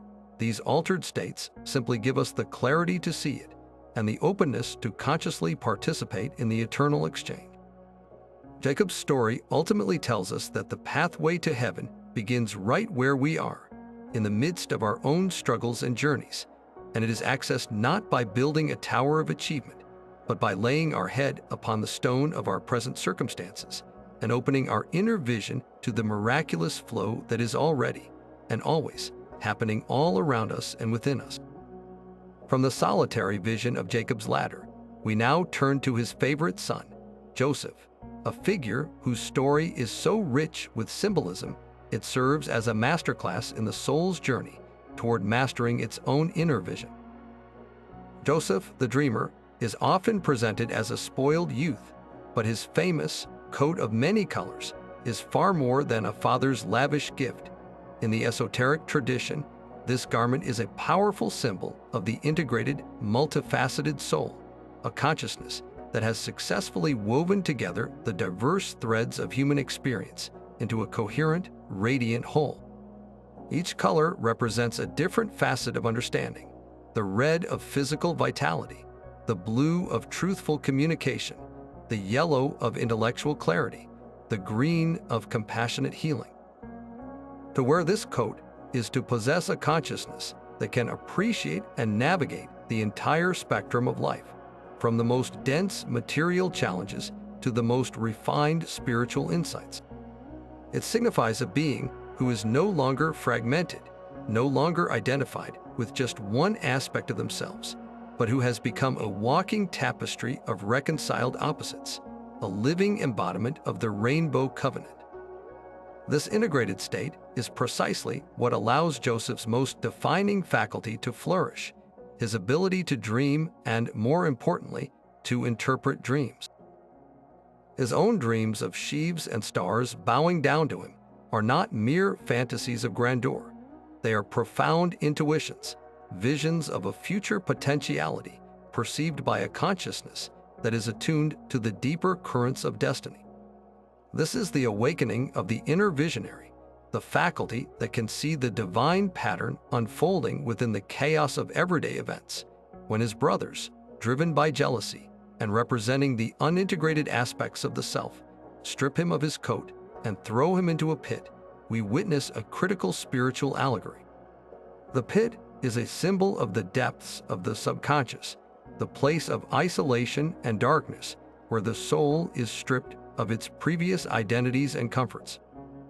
This is not a punishment, but a necessary descent, a dark night of the soul where the flashy garment of spiritual potential is removed so that the raw substance of the soul itself can be tested and tempered. His subsequent journey into Egypt, the biblical symbol of the material world with all its temptations and trials, represents the soul's immersion into the realm of dense experience. Even as a slave in Potiphar's house, Joseph's inner integrity, his connection to that integrated state, allows him to thrive. He is not corrupted by the material world. He masters it through the application of spiritual principle. The infamous incident with Potiphar's wife is a pivotal test of this integrity. She represents the lure of unchecked desire and sensory temptation, the pull to use one's spiritual gifts for personal power and sensual gratification. Joseph's refusal is not about a moral law against adultery. It is about the soul's commitment to its own divine purpose. To succumb would be to betray his inner visionary, to trade his long-term spiritual destiny for a moment of temporary pleasure. His subsequent imprisonment is yet another descent, a deeper refinement where the last vestiges of ego are purified. It is in the darkness of the prison that Joseph's gift truly ripens. No longer the proud youth dreaming of his own supremacy, he becomes a servant to others, interpreting the dreams of the Pharaoh's butler and baker, This is the true mark of the developed intuition. It is not for self-aggrandizement, but for service. He becomes a conduit for meaning, translating the symbolic language of the subconscious, the realm of dreams, into practical understanding that can guide and heal. This humble service prepares him for his ultimate destiny, standing before Pharaoh himself, the ruler of the material world. Pharaoh's terrifying dreams of fat and lean cows, of full and blighted stalks of grain, are a perfect representation of the cyclical nature of the material plane, periods of abundance, followed inevitably by periods of lack. The worldly mind, represented by all the magicians and wise men of Egypt, is baffled by this cycle because it can only see the surface, the literal images of feast and famine. Joseph, however, with his integrated consciousness, can see the pattern behind the pictures. His interpretation is an act of profound spiritual wisdom. He does not just predict a famine, he provides a detailed blueprint for navigating it. This is the ultimate expression of the inner visionary, the ability to not only foresee challenging cycles, but to prepare for them, to use times of abundance to build reserves for times of scarcity. His advice to appoint a wise steward to manage the granaries is the soul's decision to put the integrated, discerning consciousness in charge of its own resources. This is how we spiritually navigate the inevitable ups and downs of life. We cannot stop the cyclical nature of the world, but we can, through the wisdom of our inner Joseph, store up spiritual and emotional sustenance during good times, cultivating practices of gratitude, connection, and faith, so that we have something to draw upon when difficult times arrive. By mastering this wisdom, Joseph, the dreamer who was once sold into slavery, becomes the savior of Egypt and the redeemer of his own family, demonstrating that the soul who develops its inner vision and wears the coat of many colors becomes a master of both the spiritual and material worlds, capable of bringing heaven's wisdom down to earth in the most practical and transformative ways. From the grand political stage of Joseph in Egypt, the narrative shifts to a starkly personal and intimate moment in the desert, far from the halls of power. 4 centuries have passed, and the descendants of Jacob are now slaves, their vibrant spiritual legacy buried beneath the bricks and mortar of Pharaoh's ambitious building projects. Their cry ascends from the crushing weight of material existence, a collective yearning for liberation that sets the stage for one of the most pivotal mystical encounters in all of Scripture. We find Moses, a prince turned fugitive, now a humble shepherd in the wilderness of Midian. He is a man defined by his failures, living a life of quiet obscurity, his grand dreams of being a deliverer seemingly extinguished by his own impulsive violence and subsequent exile. He is herding the flocks of his father-in-law, Jethro, a priest of Midian, a detail rich with symbolism, suggesting an exposure to diverse spiritual traditions that would have prepared his mind to receive a revelation that would shatter all previous conceptions of the divine. It is here, on the slopes of Mount Horeb, also known as Sinai, that Moses' attention is captured by a bewildering anomaly, a bush that is engulfed in flames yet is not consumed by them. This is no ordinary wildfire. The text emphasizes that the bush burns with fire, but it is not being devoured. This is the perfect symbol for the mystical experience of the sacred, an encounter with an energy so intense, so utterly real, that it should, by all laws of nature, annihilate the vessel that contains it. Yet, the vessel remains intact, sanctified but not destroyed. The divine presence does not obliterate the natural world. It illuminates it from within, revealing its true nature as a manifestation of spirit. This burning bush represents the seeker's own consciousness when it becomes a vehicle for the divine. It is possible to be filled with the fire of spiritual awakening, to radiate its light and heat without being consumed by egoic inflation or fanaticism. The bush is still a bush, Moses is still Moses, but both are now transparent to a reality that transcends them. Compelled by this sacred paradox, Moses turns aside to investigate. This act of turning aside is the first and most essential step in any genuine spiritual awakening.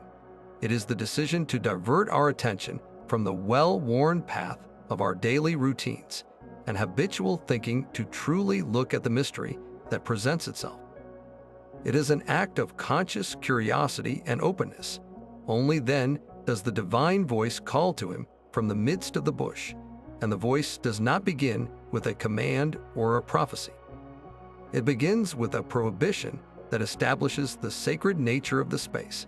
Draw not nigh hither, put off thy shoes from off thy feet, for the place whereon thou standest is holy ground. The removal of shoes is an ancient and universal act of reverence. Shoes are made of leather, the skin of a dead animal. They represent the accumulation of worldly dust, the attachments and defenses we wear to navigate the harsh terrain of material life.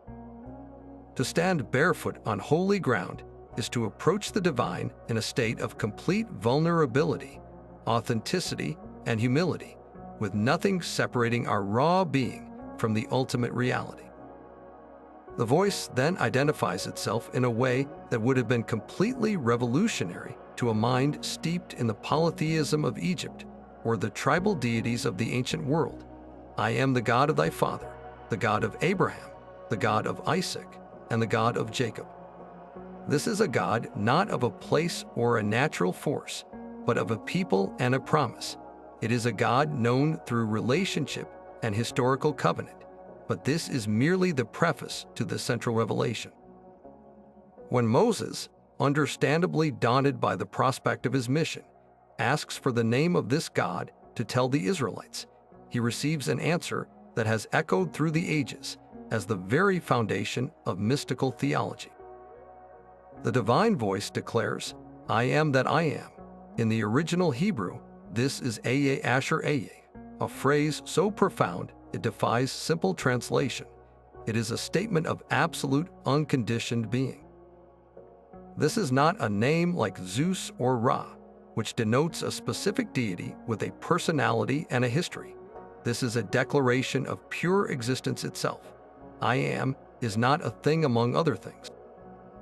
It is the very ground of being out of which all things arise.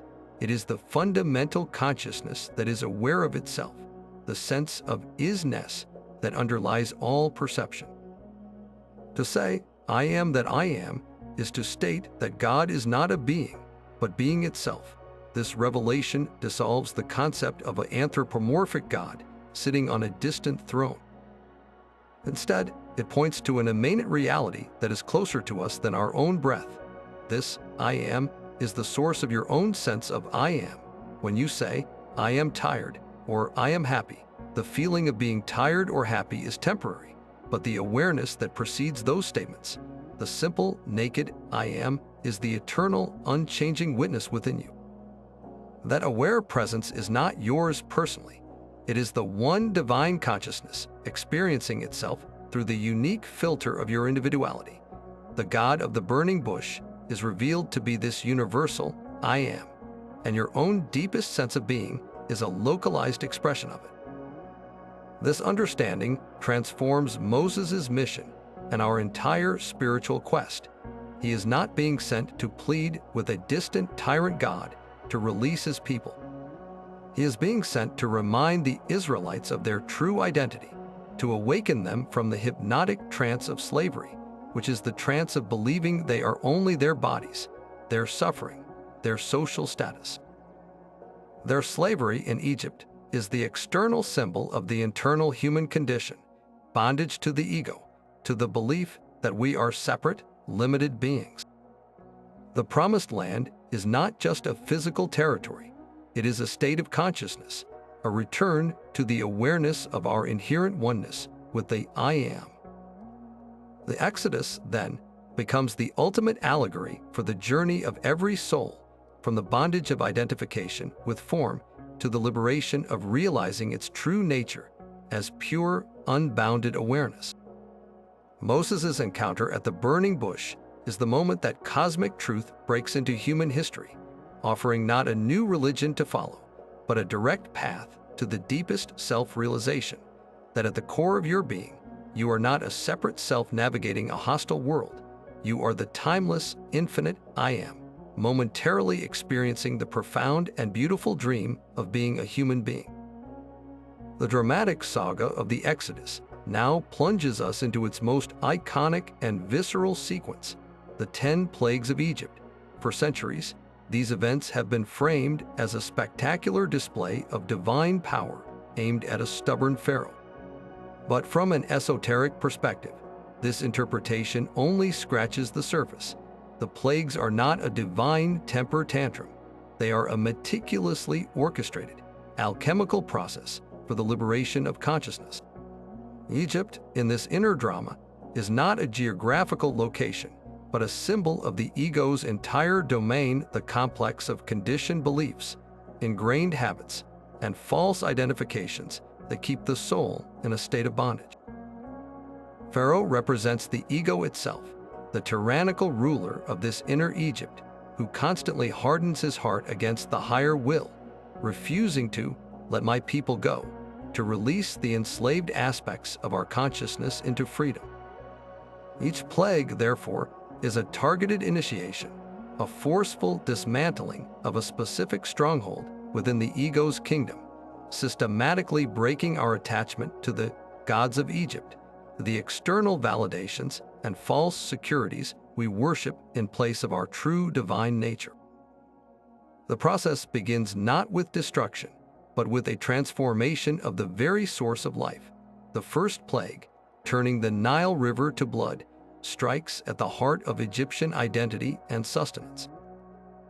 The Nile was more than a river. It was the lifeblood of the nation, revered as a god named Happy. It represented the steady, predictable flow of material existence, the external source from which all nourishment and prosperity seemed to come. By turning it to blood, this initial strike targets the soul's most basic attachment, the belief that life and sustenance come from outside ourselves. It is a shocking revelation that the external source we have depended upon is, in truth, a substance of death and coagulation. Esoterically, this is the awakening to the fact that seeking fulfillment and identity from the outer world, through career, status, or possessions, is ultimately a lifeless endeavor. The soul must learn that the true river of life flows from within, from a spiritual source that cannot be contaminated by the external world. Following this, the plagues escalate, moving from the waters to the land, attacking the very stability of the ego's reality. The onslaught of frogs, lice, and flies represents an invasion of the personal space by chaotic, uncontrollable forces. Frogs, associated with the Egyptian goddess Hecate, goddess of fertility and birth, were symbols of abundance and resurrection. But here, they swarm out of control, transforming a symbol of life into a pervasive nuisance. This plague challenges the ego's illusion of control over its own creative and life-giving energies. The lice and flies that follow are even more intrusive, representing the irritating, persistent thoughts and anxieties that infest the mind when our outer stability is shaken. These plagues make the inner Egypt unbearable, forcing a recognition that the ego's managed existence is a fragile illusion, easily overrun by the unresolved contents of its own subconscious. The narrative then shifts from infestations to a direct assault on the boundary between the Israelites and the Egyptians, highlighting the distinction between the soul's true nature and its enslaved state. The fifth plague, a grievous murrain that kills only the livestock of the Egyptians, is profoundly significant. Livestock were the foundation of wealth and economic power in the ancient world. For the ego, they represent its accumulated resources, its herd of accomplishments, credentials, and material assets that it believes constitute its value and security. The selective destruction of only Egyptian livestock is a powerful allegory for the realization that all the ego's accumulated treasures are perishable and ultimately do not belong to the essential self. The Israelite Leibstock, representing the soul's inherent spiritual riches, remain untouched, illustrating that our true wealth is internal and inviolable. This theme of selective targeting reaches its peak with the final 3 plagues, which form a terrifying triad that completely shatters the ego's remaining defenses. The locusts devour every green thing, every last vestige of growth and hope the ego had cultivated for itself. Then, a darkness so thick it can be felt descends upon the land for 3 days, a darkness that represents the ultimate spiritual blackout, the total eclipse of the inner light, where the soul can no longer perceive any meaning, direction, or connection to the divine. This is the infamous dark night of the soul, a necessary and brutal purification where all former sources of light and guidance are extinguished, forcing a terrifying but essential reliance on faith alone. The ego is left utterly isolated in a void of its own making, confronted with the absolute poverty of its separate self. This culminates in the final, devastating plague, the death of the firstborn. This is perhaps the most challenging and misunderstood event in the entire sequence. On an esoteric level, the firstborn does not represent children, but the firstborn of everything in the ego's kingdom, its primary identification, its most cherished creation, the core belief from which all other aspects of the selfish personality spring. It is the foundational thought of, I am this body, this story, this separate self. The Passover ritual, with the lamb's blood marking the doorposts, is the key to navigating this ultimate initiation. The lamb represents the purified, surrendered life of the soul, offered up in perfect trust. The blood symbolizes the vital life essence, consecrated and aligned with a higher will. To mark the lintel and doorposts with this blood is to place this surrender at the threshold of our consciousness, our thoughts, lintel, and our actions, doorposts. This act signifies a profound shift in identity. We are no longer identified with the ego's firstborn, its separate self. We are identified with the sacrificial, innocent lamb, our essential being that is one with the divine. Those who make this inner shift are passed over by the spirit of dissolution.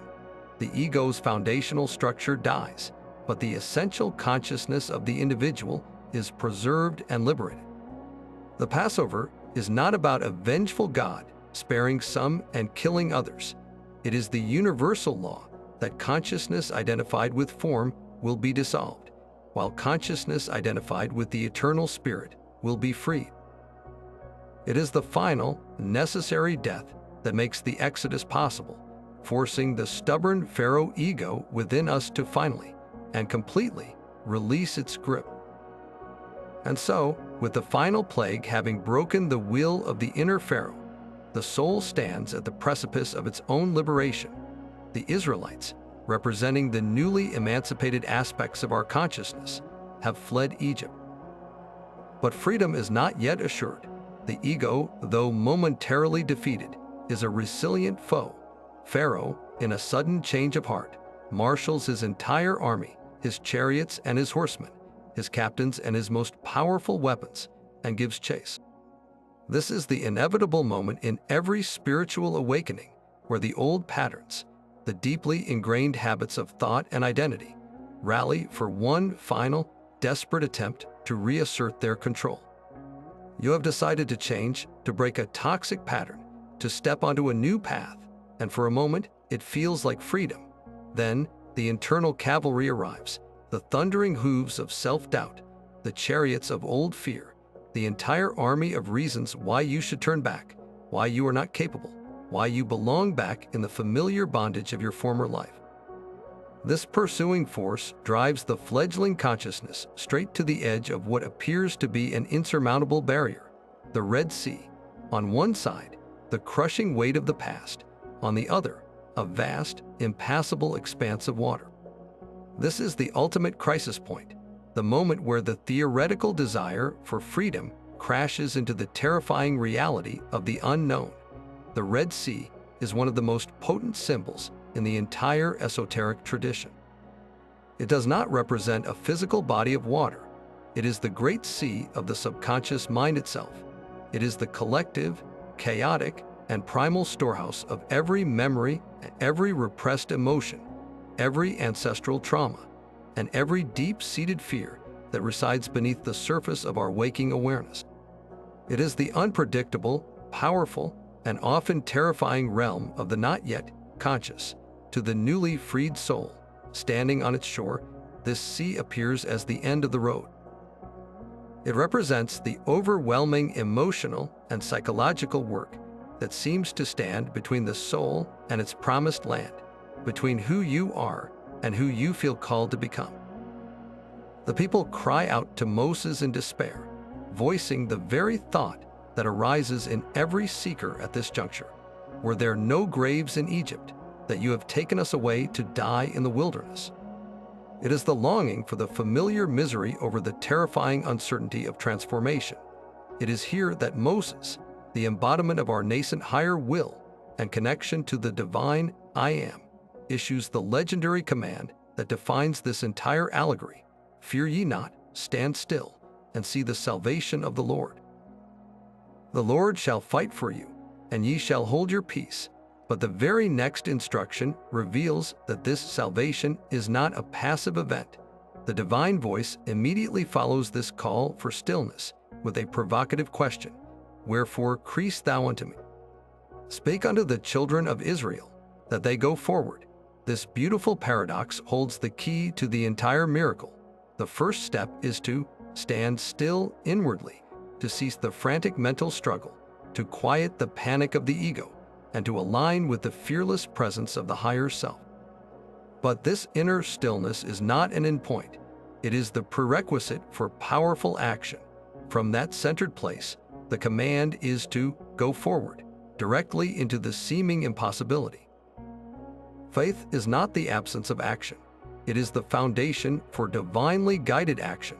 Then comes the most critical gesture. Moses is instructed to lift up his rod and stretch out his hand over the sea and divide it.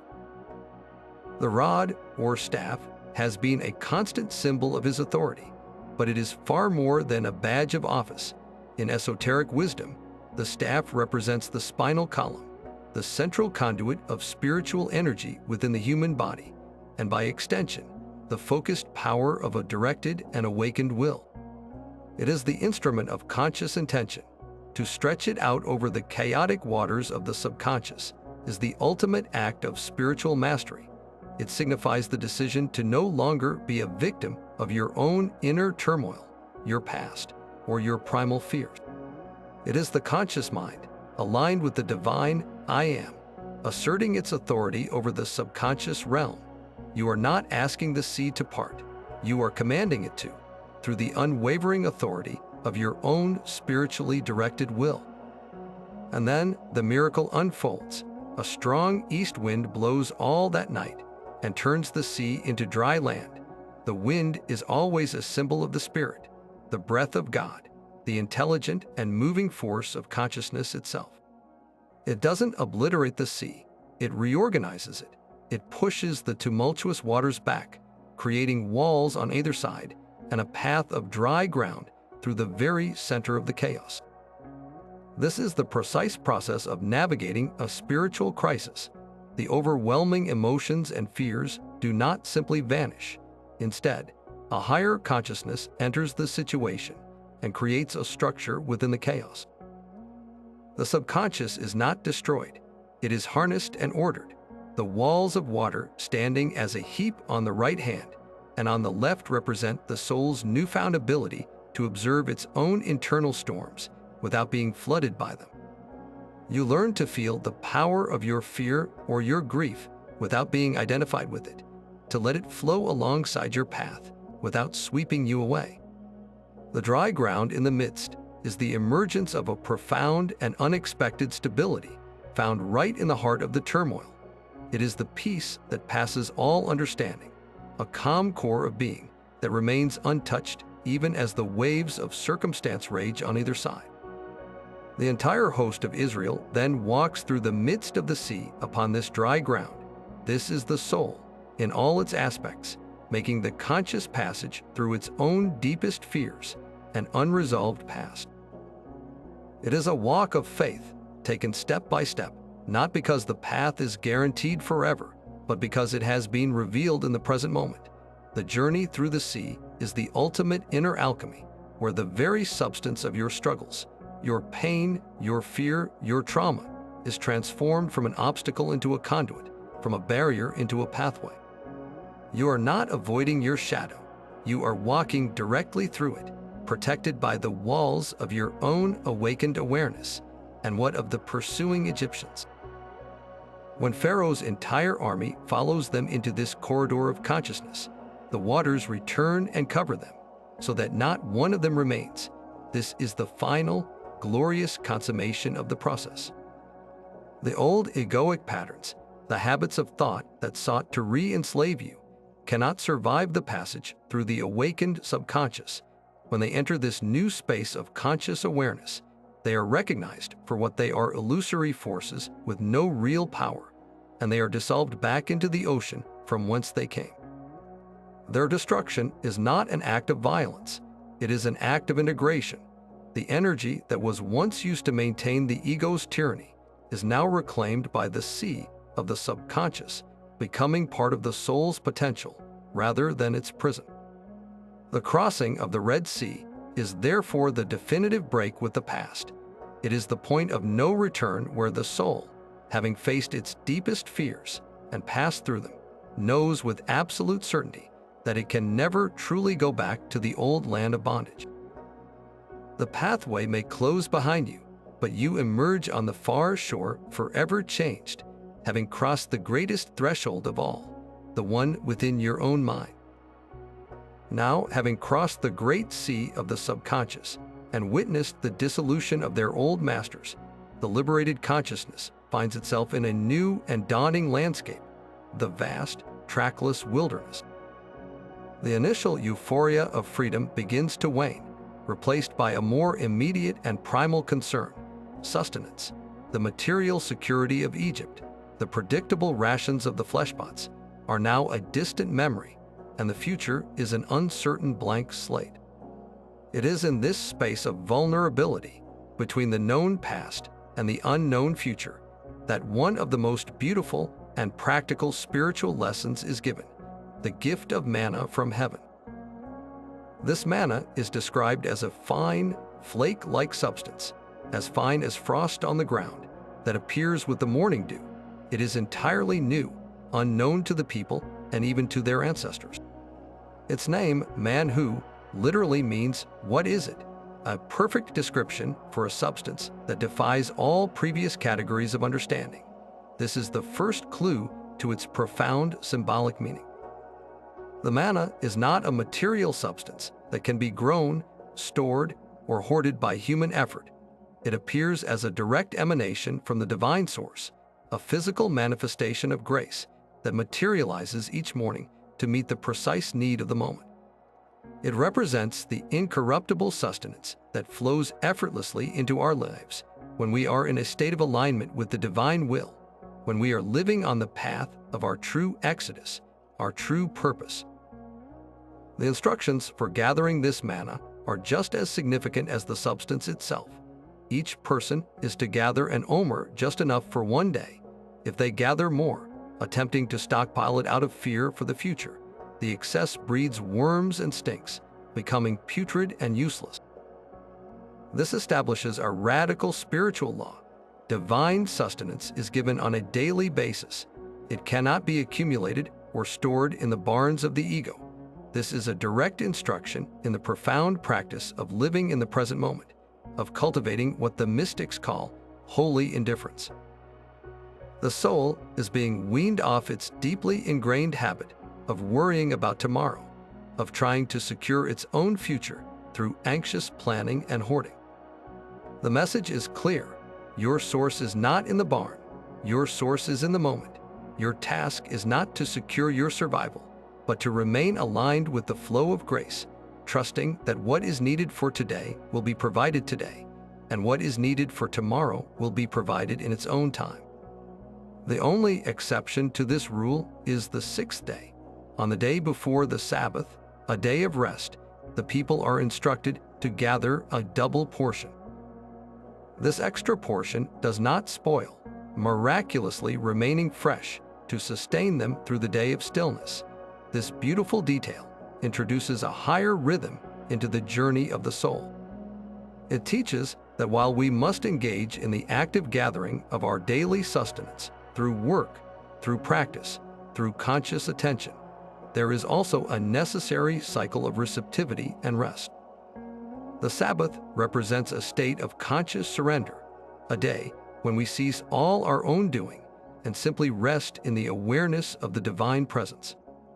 To gather a double portion the day before is to understand that our active efforts in the world are meant to prepare us for these deeper states of receptive grace, where we are nourished not by our own striving, but by the simple act of being in harmony with the whole. This divine provision stands in the starkest contrast to the diet of Egypt, which the people now romanticize in their fear. They weep, saying, "Who shall give us flesh to eat?" We remember the fish, which we did eat in Egypt freely, the cucumbers, and the melons, and the leeks, and the onions, and the garlic. This is not merely a complaint about menu options. It is a powerful allegory for the soul's addiction to the strong flavors of the material world. The leeks and onions of Egypt represent the intense, stimulating, and often addictive experiences that the ego mistakes for nourishment. They are the dramas, the conflicts, the ambitions, the sensual pleasures, and the emotional roller coasters that provide a powerful sense of being alive, but which ultimately leave the soul malnourished and thirsty for something more. There are heavy, grounding foods that keep the consciousness rooted in the lower, more dense vibrations of the physical and emotional planes. The manna, by comparison, is described as tasting like wafers made with honey, or as the Book of Numbers adds, like fresh oil. Its taste is subtle, sweet, and nourishing to the higher faculties. It does not stimulate the senses. It quiets them and feeds the spirit directly. This is the sustenance of the soul on its journey through the wilderness of transition. It is the quiet joy that arises from a moment of meditation, the sudden clarity that comes from a truthful insight, the feeling of deep peace that follows an act of selfless compassion, or the simple, profound gratitude for the beauty of a sunrise. These are the flavors of the promised land consciousness, and they can seem bland and uninteresting to a palate that is still accustomed to the spicy, addictive dramas of the ego. The soul's journey involves a recalibration of its tastes, learning to prefer the subtle, sweet manna of presence over the pungent leeks of past attachment. It is a shift from seeking excitement to seeking nourishment, from craving intensity to valuing peace. So we have traveled from the silent, unmanifest void of Tohu va Bohu through the 7 days of creation as stages of our own consciousness awakening into the sacred drama of the garden where the choice for experience was made. We have witnessed the descent into matter, symbolized by the coats of skin, and navigated the internal struggles between our Cains and Abels, our calculating minds and our devotional hearts. We have seen the dangers of spiritual inflation with the Nephilim and undergone the total purification of the flood, emerging under the rainbow covenant of integrated being. We have learned the folly of building uniform towers to heaven and instead heeded the personal call of Abraham to walk our own path. We have faced the ultimate test of surrender on Mount Moriah and glimpsed the eternal connection between heaven and earth on Jacob's ladder. We have developed the inner visionary like Joseph to navigate life cycles and stood barefoot before the burning bush to hear the divine name I am. We have endured the plagues that dismantled the ego's Egypt and courageously crossed the sea of our own subconscious, learning to trust the daily manna of grace on our journey through the wilderness. This is the grand, cosmic map encoded in Genesis. It is not a history of someone else's past, but a living, breathing guide to your own spiritual present. It charts the soul's entire journey from unconscious unity with the Source, through the necessary and painful illusion of separation and duality, and onto the arduous but glorious path of conscious return. This return is not a going back to a naive innocence, but an ascent to a earned unity, one that incorporates the full spectrum of human experience, the pain and the joy, the failure and the triumph, into a wisdom that forever enriches the whole of creation. This esoteric key transforms how we read not only Genesis, but all sacred texts. We are no longer bound to a literal, historical interpretation that can often feel distant or even contradictory. Instead, we are invited to become active participants in a living mystery. Every character becomes an aspect of our own psyche.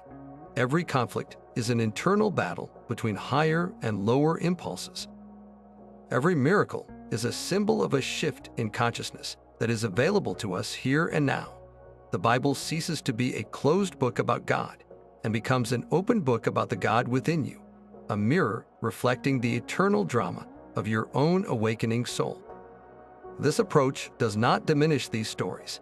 It resurrects them, infusing every verse with a personal, immediate, and transformative power. You are Adam, tasting the fruit of self-awareness.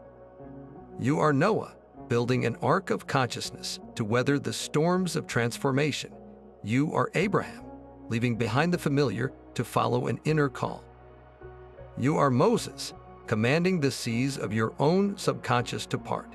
This is the ultimate empowerment for a spiritual seeker. Armed with this understanding, your entire spiritual practice is revitalized. Meditation is no longer just about quieting the mind. It is the daily gathering of manna, the conscious reception of guidance and sustenance for the day's journey. A moment of ethical choice is no longer just about being good.